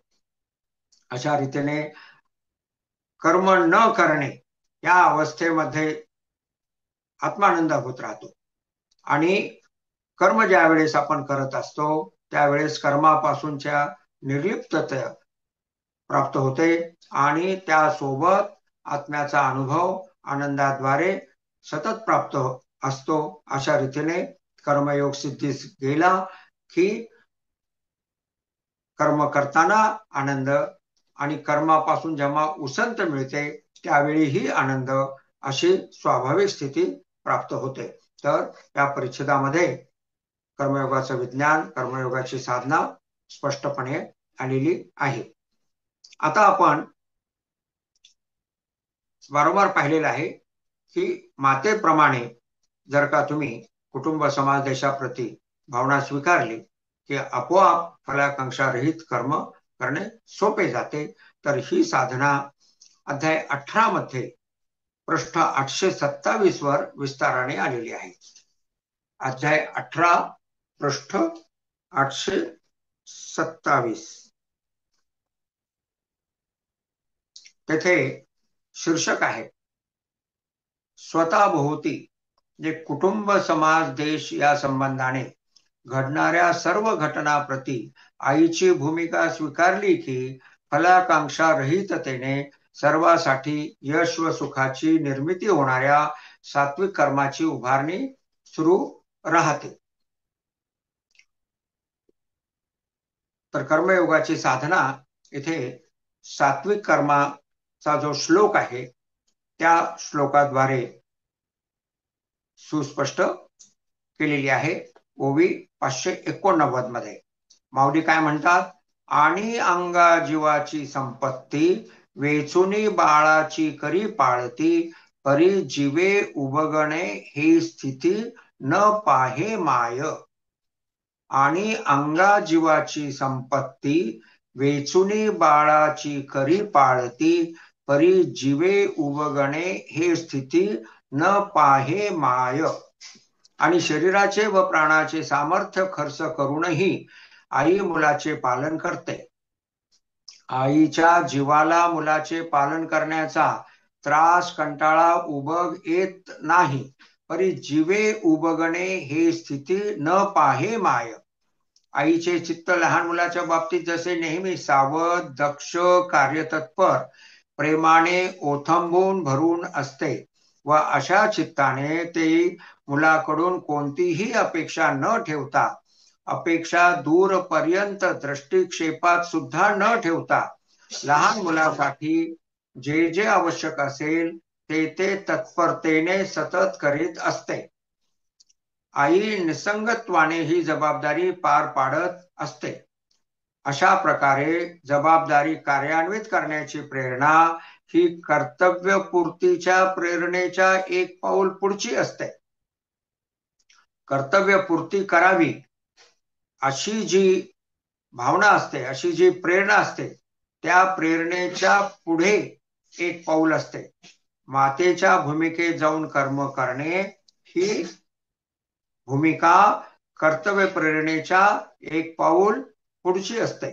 कर्तव्यपूर्तीच्या प्रेरणेमध्ये इच्छा अपेक्षा असू शकते. सरळ सरळ फलेच्छा नसल्यास लोकांनी चांगले म्हणावे अशी अपेक्षा असू शकते. ती सुद्धा नसल्यास मी कर्तव्य पूर्ण केले अशा कारण परत्वे आनंदाची अपेक्षा असू शकते. अशा प्रकारची उत्तरोत्तर सूक्ष्म होत जाणारी फलापेक्षा कर्तव्यपूर्तीच्या कर्मात असू शकते, जी मातेकडून मुलाप्रती केल्या जाणाऱ्या कर्मात नसते. इतक्या सहजतेने ते कर्म केले गेलेले असते.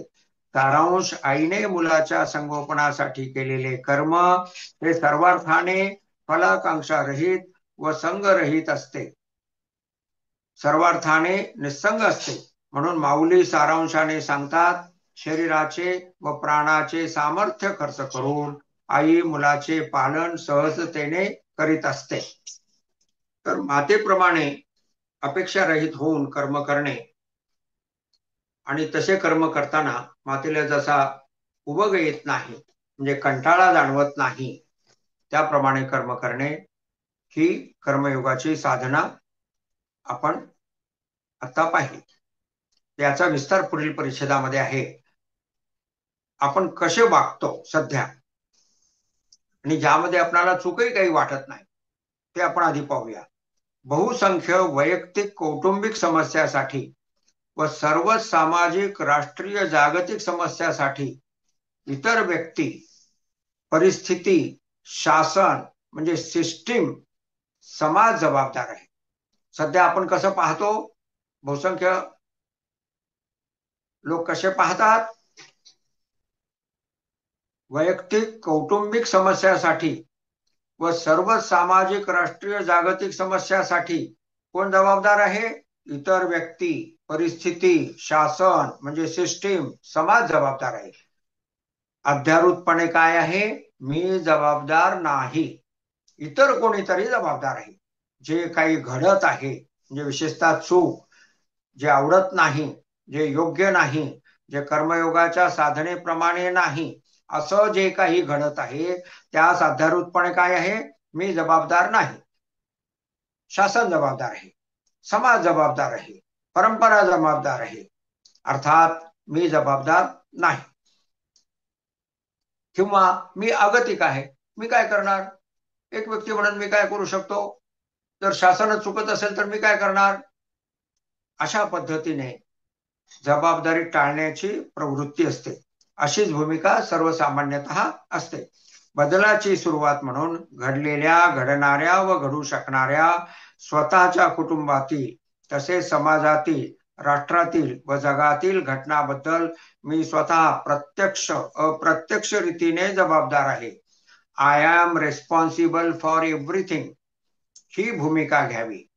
ही भूमिका निष्ठेने मनापासून स्वीकारण्यासाठी जशी आई स्वतःच्या मुलाच्या संगोपनाची जबाबदारी ज्या मनोभूमिकेमध्ये राहून स्वीकारते, ती मनोभूमिका धारण करावी. याचं उदाहरण पुढे दिलेलं आहे. खूप छान उदाहरण आहे. समजा आई अशिक्षित, गरीब खेड्यातील, कमी बुद्धिमान आहे व विधवा आहे. म्हणजे तिच्याकडचे साधन संपत्ती किती कमी आहे, बौद्धिक क्षमता नाही, कारण अशिक्षित आहे. गरीब आहे त्यामुळे धनसंपदा नाही. खेड्यातील आहे त्यामुळे जनरल नॉलेज कमी आहे. कमी बुद्धिमान आहे व विधवा आहे, म्हणजे अनसपोर्टेड आहे. आता अशी असलेली माता जेव्हा तिचे मूल मोठ्या आजाराने आजारी पडले आहे, तिला मुलाचा आजार कोणता, औषध कोणते घ्यावे, डॉक्टर कोठे मिळेल हे सुरुवातीस माहीत नसते, तरी ती श्रीमंत, पहा म्हणजे तिची तुलना आपण कोणाशी करत आहे, तरी ती श्रीमंत, बुद्धिवान, सुशिक्षित स्त्रीच्या तुलनेत जबाबदारी स्वीकारण्यासंदर्भात तसूभरही कमी पडत नाही. ती आपल्या मुलाला खेड्यातून तालुक्याला, तेथे उपचार मिळत नसल्यास जिल्ह्याला, तेथेही त्या रोगावर उपचार मिळत नसल्यास पुणे मुंबईला नेते, उधार उसणवार करते, मनधरणी करते व शासकीय रुग्णालयात उपचार मिळवून आपल्या मुलाला असाध्य रोगातून वाचवते. जबाबदारी आईसारखी स्वीकारली की प्राप्त परिस्थितीत नेमके काय करावयाचे ते कळते व अत्यंत कार्यक्षमतेने, दक्षतेने, समग्रतेने, फलाकांक्ष रहिततेने कर्म करता येते. आईच्या भूमिकेतून जबाबदारी आईसारखी स्वीकारली की अशिक्षित, विधवा, संपत्ती रहित असणारी स्त्री सुद्धा आपल्या मुलाला असाध्य रोगापासून वाचवू शकते. त्याप्रमाणे आपण कोणतेही कर्म जे समाज हितार्थ आहे, देश हितार्थ आहे, ते करू शकतो. अन्यथा आधी सांगितल्याप्रमाणे मी काय करणार, मी एकटा काय करू शकतो, अहो सगळी सिस्टमच खराब आहे, तिथे मी काय करणार, अशा प्रकारच्या अगतिक भूमिकेमध्ये तुम्ही जाता आणि मग कर्मयोगाची साधना एकमेकांच्या हितार्थ कर्म करणे, जनहितार्थ कर्म करणे आणि तशा कर्माची व्याप्ती वाढवीत जाणे, या प्रकारच्या कर्माचा डोंगर उभा राहत नाही. तर त्यामुळे पसायदान अस्तित्वात येण्यासाठी आईच्या भूमिकेतून कर्म करीत राहणे अत्यंत आवश्यक आहे. तर आपण एका निर्धन विधवा मातेची जबाबदारी पूर्ण करणे हे उदाहरणाद्वारे पाहिलं. तर येथे मी शासनातील एक अनुभव सांगू इच्छितो. एक व्यक्ती फार करू शकत नाही, पण आपण ते व्यापकत्वाने करावे असे आपण तर करायचंच, पण इतरांचं प्रबोधन करणं हे सुद्धा आपलं कर्तव्य ठरतं. तर अमरावतीला मुख्य अभियंता असताना त्या काळामध्ये काय झालं, सुरुवातीस बीजेपी शिवसेनेचं युती शासन होतं आणि नंतर काँग्रेस एनसीपी यांचं आघाडी शासन आलं. आघाडी शासन जेव्हा आलं त्यावेळेस जुन्या शासनातील मंत्र्यांनी सामाजिक सेवा म्हणून विदर्भातील सर्व सरपंच, सर्व उपसरपंच आणि तत्सम महत्वाच्या लोकांना, विशेषतः सरपंच उपसरपंच, पण ते सुद्धा मला वाटतंय 3,000 असावे, तेवढ्यासाठी एक कार्यशाळा घेतली, एक मोठा मंडप केला, तिथे सर्वांची बसण्याची सोय केली आणि तिथं कार्यशाळा घेतली. आणि त्या कार्यशाळेमध्ये मला पाणी पुरवठ्या संबंधाने प्रबोधन करावं हे सांगितलं. सुरुवातीला त्यात अडचणी आल्या, राजकीय कार्यक्रम आहे हा, इथे तुम्ही कसं काय जाऊ शकता, मग जाऊ शकत नाही असं माझी प्रसारावर उत्तर येऊ लागलं. मग स्वतः त्यावेळच्या, आता नाव घ्यायला काही हरकत नाही कारण ते आता स्वर्गवासी आहेत, RR पाटलांनी फोन करून सांगितलं, काय हरकत आहे, तुम्ही काय शासनाविरुद्ध बोलणार आहात का, कार्यशाळा जरी बीजेपीची असली, त्यांचा व्यक्तिमत्व खूप विशेष होतं बरं का RR पाटलांचं. त्यांनी स्पष्टपणे सांगितलं, तुम्ही काय काँग्रेसच्या विरोधात बोलणार आहात का, काय एनसीपीच्या विरोधात बोलणार आहात का, शासनाच्या विरोधात बोलणार आहात. तर त्यामुळं तुम्ही त्या कार्यशाळेमध्ये जाऊन प्रबोधन करण्यात काही हरकत नाही. आणि मग तिथे जाऊन 1 तासाचं प्रबोधन केलं. त्यातला मुख्य भाग होता आईप्रमाणे जबाबदारी घेऊन तुम्ही कर्म केलं की तुमच्याकडं नाही असं होत नाही. तर उदाहरण असं दिलं की समजा तुम्हाला धरणाकाठी विहीर घ्यावयाची आहे आणि तिथून येणारी पाईपलाईन फॉरेस्ट लँड मधून येते. मग काय म्हटलं जातं खालच्या स्तरावर की ते फॉरेस्टची परवानगी लागेल. मग तो खालचा अभियंता ती सगळी भूमिका मांडतो. त्यातल्या MLA कडे सुरुवात होते सरपंचापासून आणि मग ते वरवर जातं. मग सरपंच जातो जिल्हा परिषदेच्या समितीकडे. ते म्हणतात अहो ते फॉरेस्ट लँड आमच्या अखत्यारीत येत नाही, फार वर जावं लागतं. मग आमदार म्हणतात की ठीक आहे आपण शासनाकडे जाऊ. आपल्या शासनाचे पालकमंत्री कोणते? ते आहेत शिक्षण मंत्री.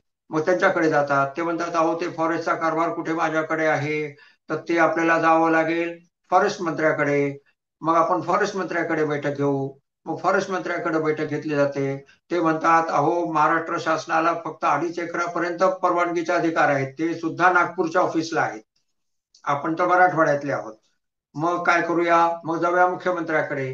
मुख्यमंत्री म्हणतात अहो 2.5 एकराच्या पुढचा जर कारभार असेल ना तर तो जावा लागतो केंद्र शासनाकडे. मग अशा रीतीने सगळेजण वर वर वर वर बोट दाखवतात आणि अशा रीतीने मग कुठेतरी त्याचं सोल्युशन निघतं आणि मग त्याला परवानगी मिळते आणि मग ती परवानगी फॉरेस्ट लँड मधून पाईपलाईन टाकायची, त्याच्या मेंटेनन्ससाठी त्याला छोटा रस्ता त्याचा बांधायचा, अशी ती परवानगी मिळते आणि मग ते काम मार्गी लागतं. तर मग आता हे असं वरवर जाणं एक बाजू आणि दुसऱ्या बाजूला हे मातेचं उदाहरण असं घेऊन स्पष्ट करून तिथे सांगितलं आणि सर्वांचं प्रबोधन केलं. सर्वांना ते अत्यंत भावलं. एका छोट्या स्टेजवर वक्त्याला बसून समोर अशा मोठ्या जनसमुदायास प्रबोधन करायचं होतं आणि बाजूच्या एका स्टेजवर बीजेपी शिवसेनेचे नव्हतेच मला वाटतं त्यामध्ये, नाही होते, बीजेपी शिवसेनेचे 9 मंत्री होते आणि त्यामध्ये गोपीनाथरावजी मुंडे सुद्धा त्या काळातले ज्या आधीच्या शासनातले उपमुख्यमंत्री होते ते होते. तर आणि कितीतरी आमदार होते. त्या सर्वांना हे इतकं भावलं की त्यातल्या आता विधानसभेचे अध्यक्ष होते बहुधा ते, त्यांनी सांगितलं की तुम्ही हे प्रबोधन विधानसभेमध्ये येऊन सर्व आमदारांना करायला पाहिजे. म्हणजे मला सांगा गीता ज्ञानेश्वरीमध्ये जे ज्ञान सांगितलेलं आहे ते किती उपयुक्त आहे याची समाजाला खात्री पटू शकते आणि ते व्यापकत्वाने कार्यान्वित आणणे हे प्रत्येकास काहीतरी काहीतरी प्रमाणात निश्चित करता येते. तर त्यामुळं हे प्रबोधन करणं काय माझं काम नाही, नळ योजना राबवणं एवढंच माझं काम आहे, असा संकुचित दृष्टिकोन मी तिथे ठेवला नाही आणि प्रबोधनाचं हे कार्य करण्याची संधी मला तिथे त्यामुळे प्राप्त झाली आणि त्याप्रमाणात त्या संधीचा उपयोग मला घेता आला. हे इथं मला आवर्जून सांगावं असं वाटतं. म्हणजे कर्मयोग स्वतःला प्राप्त झालेल्या कर्माप्रती तर करावयाचाच आहे, पण तो इतरांनी करावा या दृष्टिकोनातून सुद्धा स्वतःची भूमिका मातेप्रमाणे राबवावयाची आहे. आणि असं आपण केलं की मग कर्मयोगाची साधना पुढे पुढे जावयास लागते. त्या पुढीलचा परिच्छेद आता आपण पाहूया. प्रश्न 828 वरील. जबाबदारी स्वीकारणारी आईची भूमिका जबाबदारीचे ओझे जाणवू न देता कर्मयोगाची साधना समग्रतेने घडवून आणते. त्यासाठी पुढील प्रमाणे संकल्प करावा. तर आता आपण जरी एकमेकांना पाहू शकत नसलो तरी आपण एकमेकांना पाहत आहोत आणि एकमेकांच्या मनामध्ये आपण त्या संबंधीची भावना जागृत करीत आहोत असं समजून आता आपण डोळे बंद करून संकल्प करूया. स्वतःचे कुटुंब, स्वतःचा समाज,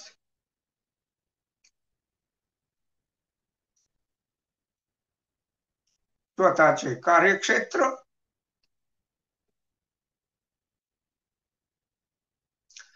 स्वतःचा देश,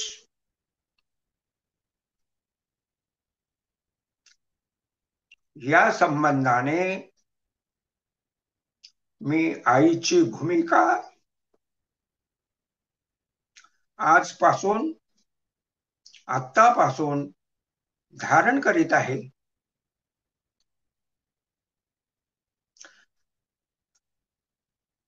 व त्या भूमिकेतून मी सर्वाप्रती जबाबदारी स्वीकारित आहे आणि मी ती जबाबदारी पार पाडण्यासाठी जे जे कर्म, कर्तव्य, सेवा करणे आवश्यक असेल ते मी आनंदाने, फलाकांक्षा रहिततेने, निसंगतेने पार पाडणार आहे.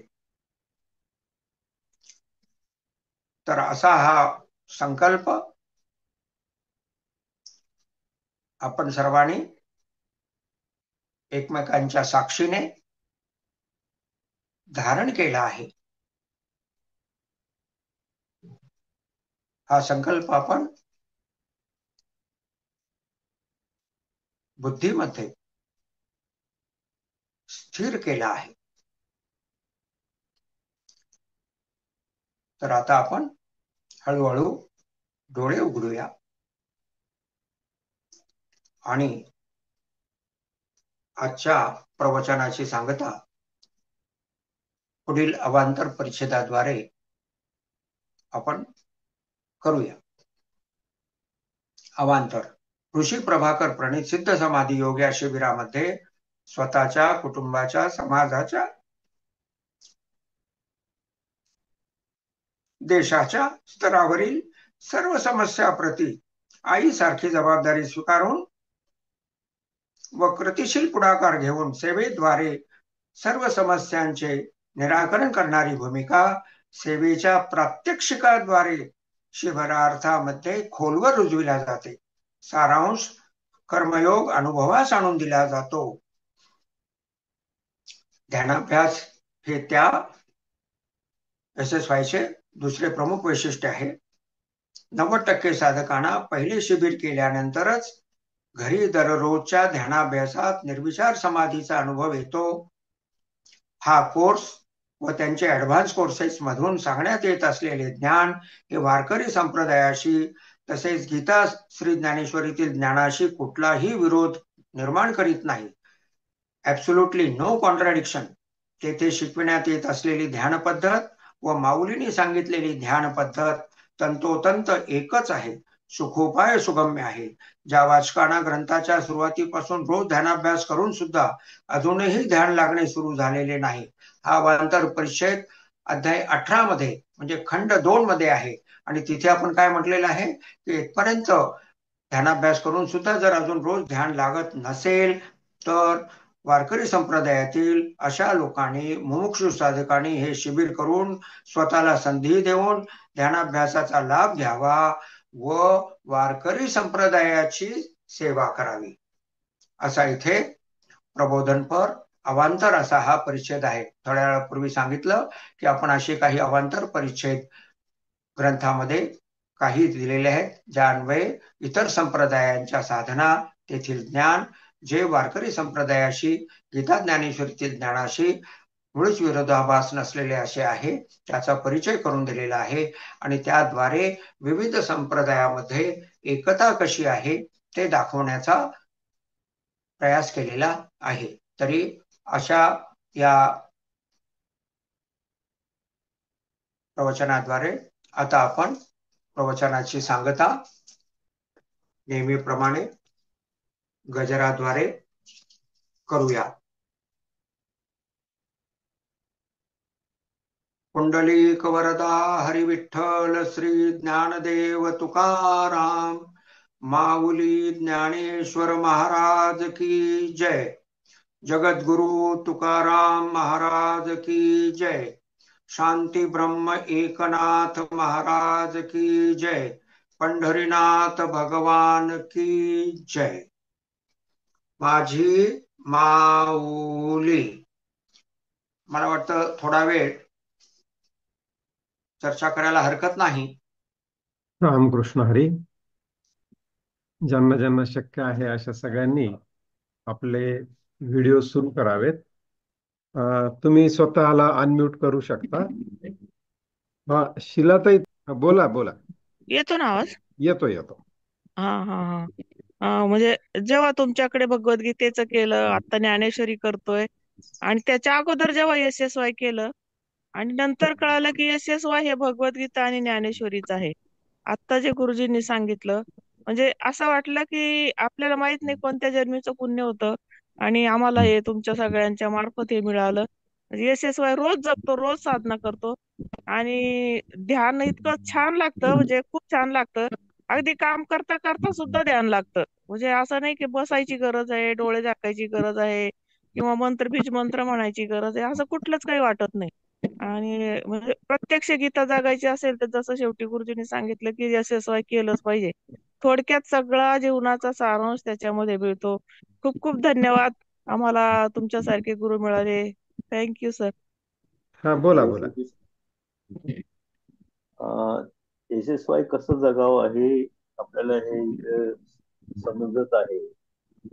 मला एक प्रश्न आहे की आपण इथं एक मुद्दा की शेअर मध्ये गुंतवणूक करावी की नाही हा प्रश्न मला पडलाय. कारण आपण लॉंग टर्म गुंतवणूक करतो शेअर मध्ये, तर ते थोडक्यात सांगावं की करावे की नाही. तर शेअरच्या संबंधाने लॉंग टर्म इन्व्हेस्टमेंटला तेवढ्या प्रमाणात आपल्याला म्हणता येत नाही. पण लोक काय करतात की ज्याला फॉरवर्ड शेअरिंग आधी असा काहीतरी तो शब्द प्रयोग होता. स्पिक्युलेशन करतात ते ठीक नाही, पण लॉंग हा, टर्म ते करू ठीक शकतो. नाहीये, आणि त्याद्वारे मिळेल किंवा न मिळेल हा भाग वेगळा, पण मिळालं तरी तेही उचित नाही आहे. पण म्हणजे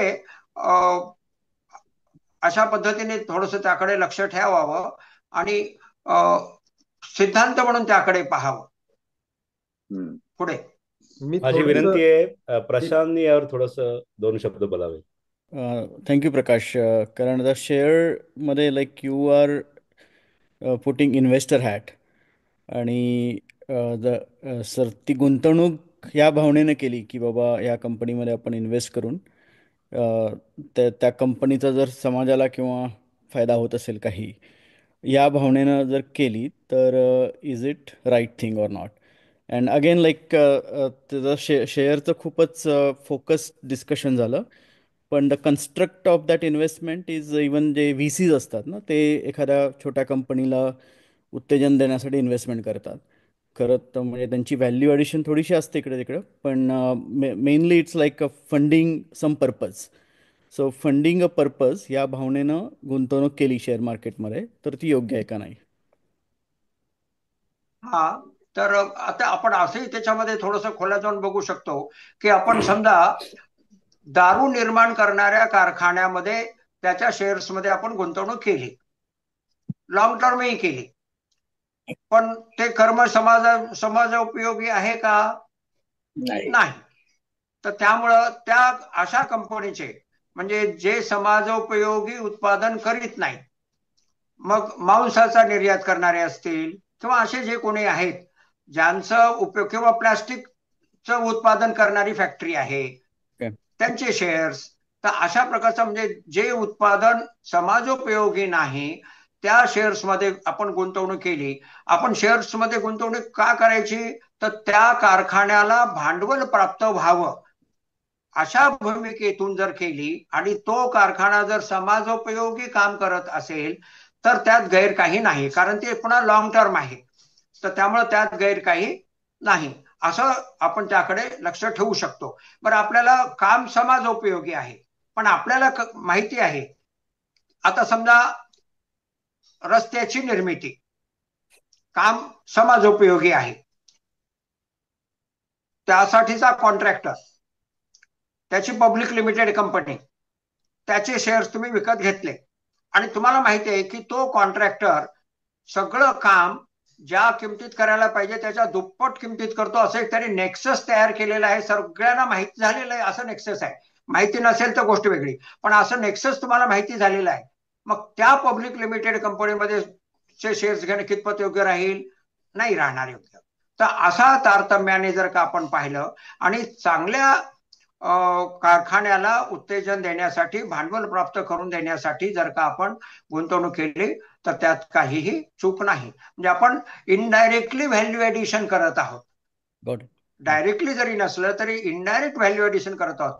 विदाउट व्हॅल्यू ऍडिशन, फक्त चाणाक्षपणाने, जस्ट बाय मॅन्युप्युलेशन धनसंपदा मिळविणे हे सात्विक नाही. ते बेकायदेशीर नाही, पण ते सात्विकही नाही. अशा पद्धतीने सिद्धांताकडे पाहावं आणि फक्त शेअर्स एवढ्या एका लिमिटेड कन्सेप्टने नाही, तर व्हॅल्यू ऍडिशन अशा व्यापक कन्सेप्टने कर्माची निश्चिती करण्याच्या संदर्भात पाहावं. पुढे पण मला वाटतं की अवंतीने काहीतरी बोलावं. हा, नाही, मी स्वतः इन्शुरन्स इंडस्ट्रीमध्ये आहे. आता यात सुद्धा आपण लोकांना जे सांगत असतो की तुम्हाला असा असा फायदा होईल किंवा हे, तर हे सगळं काम करत असताना माझे जे गुरु आहेत पांडुरंग शास्त्री आठवले, ते आम्हाला म्हणायचे की लोकांना मेल्यानंतर पैसे मिळतील किंवा या उद्देशाने आपण त्यांच्याकडे जायचं आणि त्यांना सांगायचं. तर मी आधी सुरुवातीला ठरवलं होतं की या क्षेत्रात यायचंच नाही. पण काय म्हणतात ते की नियतम कुरु कर्मस्थ, ते माझ्या नशिबातच होतं म्हणून मी तिथे आले. गेले 2006 सालापासून ते आता नियर अबाउट 18 ते 20 वर्ष मी या क्षेत्रात आहे. पण मला असं कधीच वाटत नाही की आपण त्या पद्धतीने लोकांकडे जावं आणि सांगावं. तर ह्यात व्हॅल्यू ऍडिशन मी अशी करते की तुम्हाला कुटुंबाचं संरक्षण तर आहेच, म्हणजे त्याच्यासाठी जे भीतीची उदाहरणं दिली जातात की अमुक अमुक व्यक्ती गेली आणि मग असं झालं तसं, मला सांगायला कधीच आवडत नाही. फक्त हे असं आहे आणि हे असं आहे, त्यात मी माझा फायदा कधीच बघत नाही. तर समोरच्या व्यक्तींना काय त्यातून प्राप्त होईल आणि कसं, फक्त त्या भीतीचं वातावरण निर्माण मी करत नाही. हे कदाचित परमेश्वरांनीच माझ्याकडनं करून घेतलं असेल. पुढे मला वाटतं संख्या झालेली आहे शेअरिंगची. आपण थांबू शकतो आता इथे. चालेल. मग माझी माऊली, आपण एक श्लोक म्हणून समाप्ती करूया कार्यक्रमाची. हो. ओम सहना भवतु, सहनौ भुनक्तु, सह वीर्यं करवावहै, तेजस्विनावधीतमस्तु